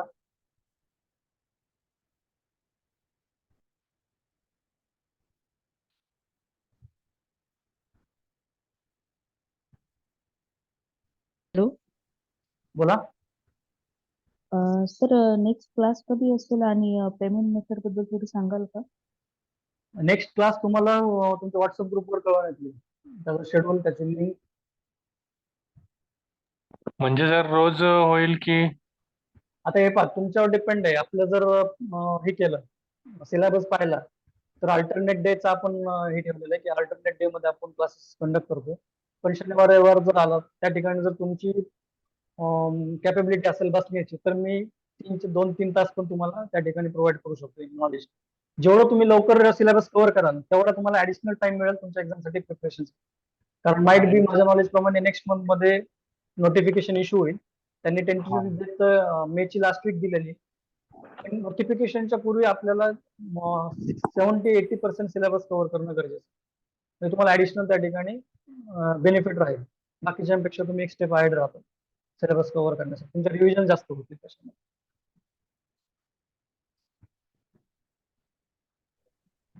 सर क्लासेसचा एक ग्रुप नाही बनवला आहे का अजून व्हॉट्सअप ग्रुप?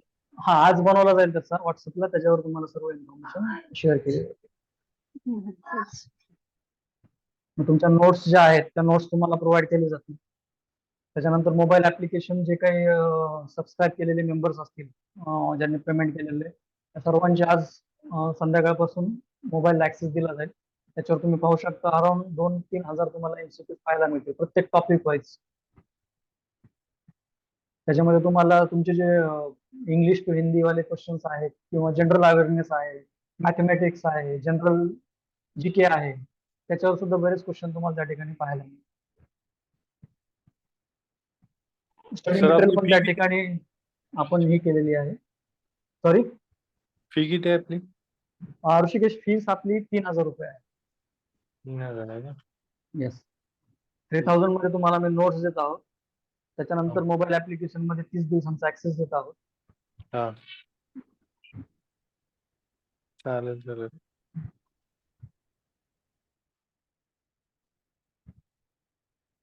आणखी कोणाला काही विचारायचं आहे किंवा काही सजेशन आहे? जसं मग सांगितलं होतं की स्पीड थोडंसं फास्ट आहे, हिंदी मधून ऐकायचंय किंवा इंग्लिश मधून ऐकायचंय किंवा मराठीमधून समजत नाही ते.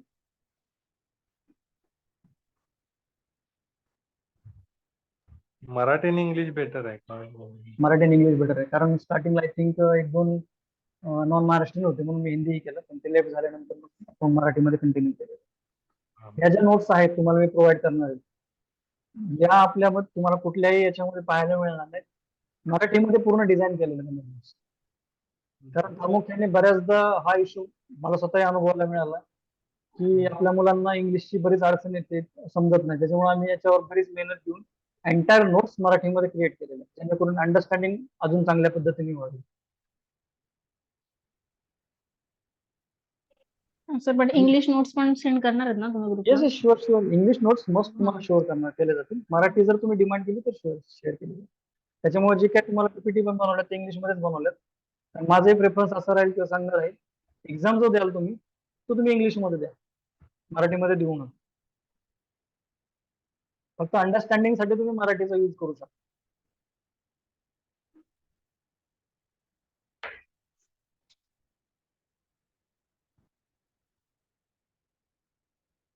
ऑलमोस्ट 1.5 तास झालेला आहे आपण क्लास चालू आहे. कोणाला काही क्वेश्चन आहेत का? मी एंड केलं चालेल क्लासचं? सर हे फ्रँकिंग मशीन मोस्टली कोणत्या ऑफिसेस मध्ये होतं? जसं की आमच्याकडे तुम्ही कधी बघितलं नाही. फ्रँकिंग मशीन जे डबल हँडेड अबोव ऑफिसेस आहेत, सिंगल हँडेडला वगैरे फ्रँकिंग मशीन देत नाही. पूर्वी होतं सिंगल हँडेडला, पण 2011-12 मध्ये सिंगल हँडेडला फ्रँकिंग मशीन देऊ नका म्हणून ऑर्डर आलेले आपल्याकडे. त्याच्यामुळे जे मोठे मोठे ऑफिसेस आहेत त्यांना फ्रँकिंग मशीन फक्त वापरण्याची हे लायसन्स त्याच ऑफिसेसला अटॅच केलेले, अबोव डबल हँडेड ऑफिसेस. तुम्हाला टपालामध्ये रिसिव्ह होऊ शकतात फ्रँकिंग आर्टिकल, किंवा तुम्ही उद्यापासून जरी चेक करायला चालू केलं, एक थोडंसं क्युरियोसिटीने आपण जे आलेलं मेल आहे हम्म. जिओ मध्ये, त्या ठिकाणी तुम्ही चेक करायचं कुठलं फ्रँक आहे का, कुठले न्यूजपेपर्स तुम्हाला येतात का, न्यूजपेपर्स वर काय काय लिहिलेलं असतं. एक जनरल ऑब्झर्वेशन ठेवा. येणारं जे चॅप्टर आहे आपलं मेल्सच्या रिलेटेड, त्या ठिकाणी तुम्हाला त्या नॉलेजचा फायदा होईल. रजिस्टर्ड न्यूजपेपर कशा पद्धतीने येतात, त्याच्यावर लायसन्स नंबर कुठे प्रिंट केलेला असतो, त्याच्यावर डब्ल्यूपीपी म्हणजे काय असतं, तर ते डब्ल्यूपीपी जे आहे त्याचं लायसन्स कुठे प्रिंट केलं जातं. हे छोट्या छोट्या बारीक बारीक गोष्टी आहेत, त्या तुम्ही ऑब्झर्वेशन मधून तुम्हाला बरेच acknowledge होईल. म्हणजे मोस्टली त्याला आपण जे साधा टपाल म्हणतो त्याच्यामध्ये मी बघितले तसे Exactly. आर्टिकल. हा. त्याच्यामध्ये तुम्हाला पाहायला मिळेल रेड कलरचे स्टॅम्प असतात, आणि बेसिकली जे मोठे मोठे डिपार्टमेंट आहेत लाईक जीएसटी गव्हर्नमेंट डिपार्टमेंट, त्याचे तुम्हाला पाहायला मिळतील. प्रायव्हेट प्लेयर्स खूप रेअरली यूज करतात फ्रँकिंग मशीन, पण गव्हर्नमेंटचे जेवढे काही डिपार्टमेंट आहेत त्याच्यात 60% यूज करणारे डिपार्टमेंट आहेत आपल्याकडे. मोस्टली तुम्ही जर बीपीसी ला कधी व्हिजिट केली, बिझनेस पार्सल सेंटर जास्त, बिझनेस पोस्ट सेंटर प्रत्येक शहरामध्ये एक एक आहे दिलेलं, डिव्हिजन मध्ये आहे, त्या ठिकाणी तुम्हाला बरेच फ्रँकिंगचे लायसन धारक मिळतील पाहायला. आणखीन एक सर, ते हम्म. लायसन कुणाला दिलं जातं, म्हणजे की असं काय आहे का ते लेटर किती म्हणजे जास्त किती असले पाहिजे, मिनिमम किती असले पाहिजे नाही, असं आर्टिकल? काही कंडिशन नाहीये की मिनिमम 100 आर्टिकल बुक करा किंवा 500 करा. गव्हर्नमेंटच्या कुठलेही डिपार्टमेंट त्याच्यासाठी लायसन्स घेऊ शकतो. नाही, गव्हर्नमेंटचं झालं ते, पण प्रायव्हेटचं म्हटलं. प्रायव्हेटला सुद्धा असा कुठलाही रूल्स नाहीये की मिनिमम एवढं बुकिंग झालं पाहिजे. पण आता हे 1.5 लाख आणि 500 आर्टिकल त्यांचे जर हे बुकिंग होत असेल, त्यांची फी वगैरे किती राहत असेल? डे वाईज राहते का, इयरली राहते का, कशी राहते ते?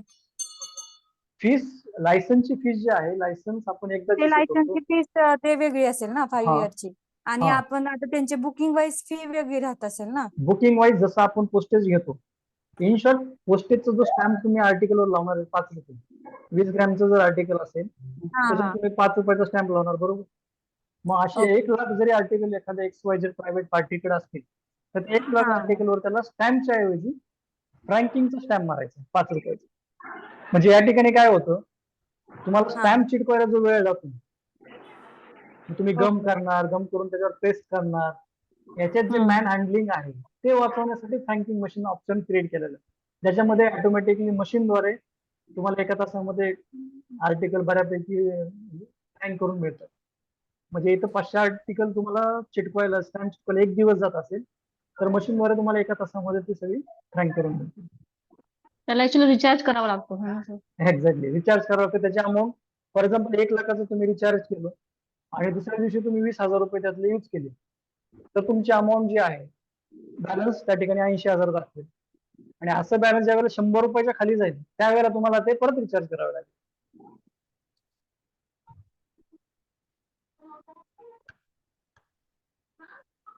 सर, सरकारी ऑफिसचे म्हणजे लायसन कोण इश्यू करतं?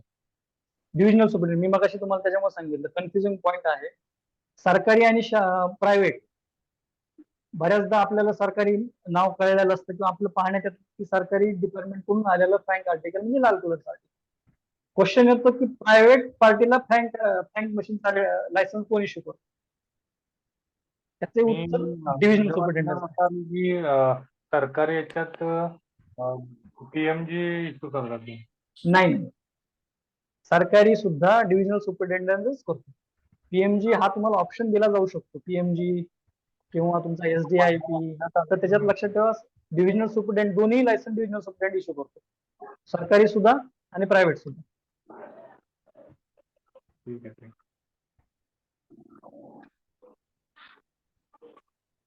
गुड, तुम्हाला क्वेश्चन चांगले पडले, म्हणजे फ्रँकिंग मशीन चांगला टॉपिक आहे, त्याच्यावर क्वेश्चन पण चांगल्या पद्धतीने मिळाले.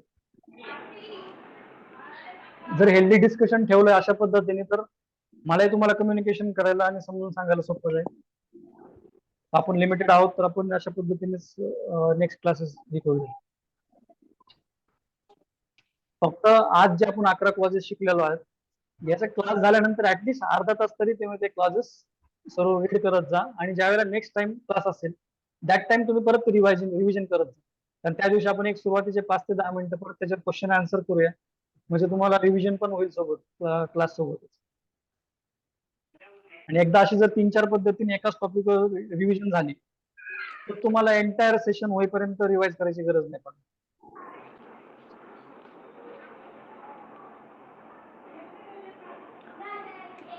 सर माझ्याकडे जे बुक आहे ना हम्म. त्यामध्ये असं आहे की सरकारी कार्यालयातील फ्रँकिंग मशीनचे म्हणजे लायसन पीएमजी इश्यू करतात. नाही, रॉंग आहे ती इन्फॉर्मेशन. Master general. मी तुम्हाला सुरुवातीला पण हे सांगितलं की what to read and what not to read. जे मटेरियल आहे तुमचं ते स्टँडर्ड असलं पाहिजे. उद्या मी तुम्हाला ऑर्डर दाखवते की डिव्हिजनल सुपरिटेंडेंटची अथॉरिटी लायसन इश्यू करण्याची आहे. पूर्वी पीएमजी होतं, परंतु नंतर डायरेक्टरेटने ते ऑर्डर चेंज करून डिव्हिजनल सुपरिटेंडेंटला ते अधिकार दिलेले आहेत. तुम्ही कुठल्या डिव्हिजन मध्ये आहात? Mumbai north east. बरं, मुंबई नॉर्थ मध्ये जर तुमच्याकडे कोणी बीपीसी असेल तर तुम्ही त्या ठिकाणी एन्क्वायरी करू शकता की फ्रँकिंग मशीनचं आर्टिकलचं लायसन्स कोण देतं, तुम्हाला त्या ठिकाणी मिळेल. मुंबईमध्ये बरेच बीपीसी सेंटर आहेत. हा. आणि नसेल तर मी तुम्हाला उद्या त्याची ऑर्डर दाखवतो. पण तुम्ही ते हवं तर त्या ठिकाणी पण स्कोर आउट करून ठेवा तुमच्या बुकवर पण की पीएमजी नाही तर डिव्हिजनल सुपरिटेंडेंटला त्याचा अधिकार आहे. त्याच्यामुळे मी म्हटलं की तुमचं जे म्हणजे रिडिंग नंतर order खूप change इम्पॉर्टंट झाले. आहे. नंतर ऑर्डर चेंज झालेत काय? येस, ऑर्डर चेंज झालेले आहेत. त्याच्यामुळे बुक्स सुद्धा रेफर करताना जे अपडेटेड बुक्स आहेत, ऑर्डर्स आहेत, अमेंडमेंट झालेले ते सर्व अपडेटेड असणं गरजेचं आहे.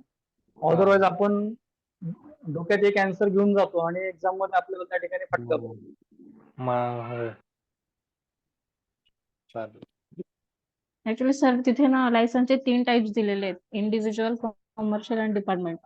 मग नाही, त्याच्यापैकी जे दोन आहेत हा त्यांचं एसपी ने दिलंय असं ते त्या बुक मध्ये मेन्शन आहे, आणि डिपार्टमेंटचं जे काउंटर असतं त्याचं पीएमजी ने इश्यू केलेलं असतं हे त्याच्यात मेन्शन आहे असं बुक मध्ये. मला तुम्ही हवं तर त्याचा हे करा, फोटो पाठवा, मी तुम्हाला दाखवतो ऑर्डर. ठीक आहे, हो सर पण ते चालेल. डोक्यातून काढून टाका. डिव्हिजनल सुपरिटेंडेंट इज अ हा. Sole authority to issue the licence both party, private party and departmental. Okay.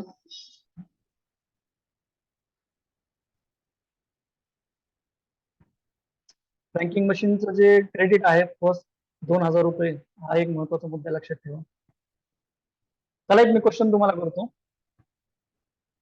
एक लायसन इश्यू झालेलं आहे, त्याचं जे एक्सपायरी आहे 31 डिसेंबर 2023 रोजी झालं आणि आज तो माझ्याकडे लायसन मागायला आला तर मी त्याला किती रुपयामध्ये लायसन देतो?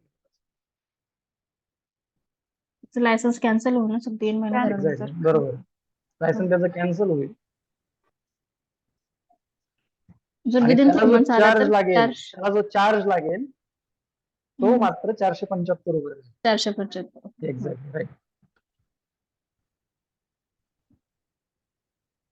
सो हे छोटे छोटे पॉईंट्स तुम्ही नोट डाऊन पण करत चला. नोट्स मध्ये तर आहेतच, तो तुमच्या हाताखालून गेल्यानंतर पक्के व्हायला ते तुम्हाला मदत करू.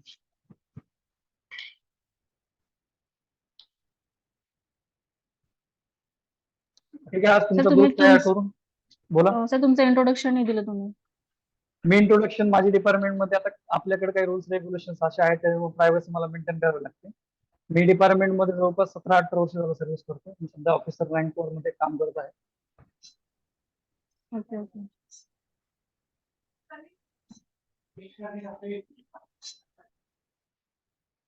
डोंट वरी, यापैकी जर मला कधी कोणाची भेट झाली, नाव माझ्या लक्षात राहतील, मी नक्की भेटेल त्यांना. Okay sir.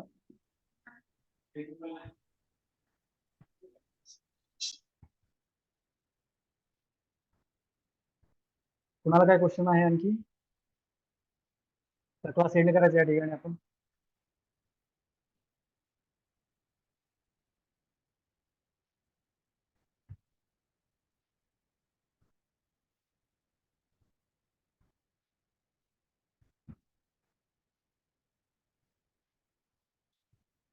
बीटेक कोणाचे क्वेश्चन नाहीत असं समजून मी क्लास या ठिकाणी एंड करत आहे. तुमचं व्हॉट्सअप ग्रुप बनवला जाईल.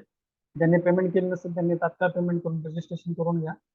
नेक्स्ट लिंक तुम्हाला त्या ग्रुपवर मी शेअर करेन. त्याचबरोबर तुम्हाला नोट्स सुद्धा तुमच्या मेल आयडी वर पाठवून दिले जाते. ठीक आहे.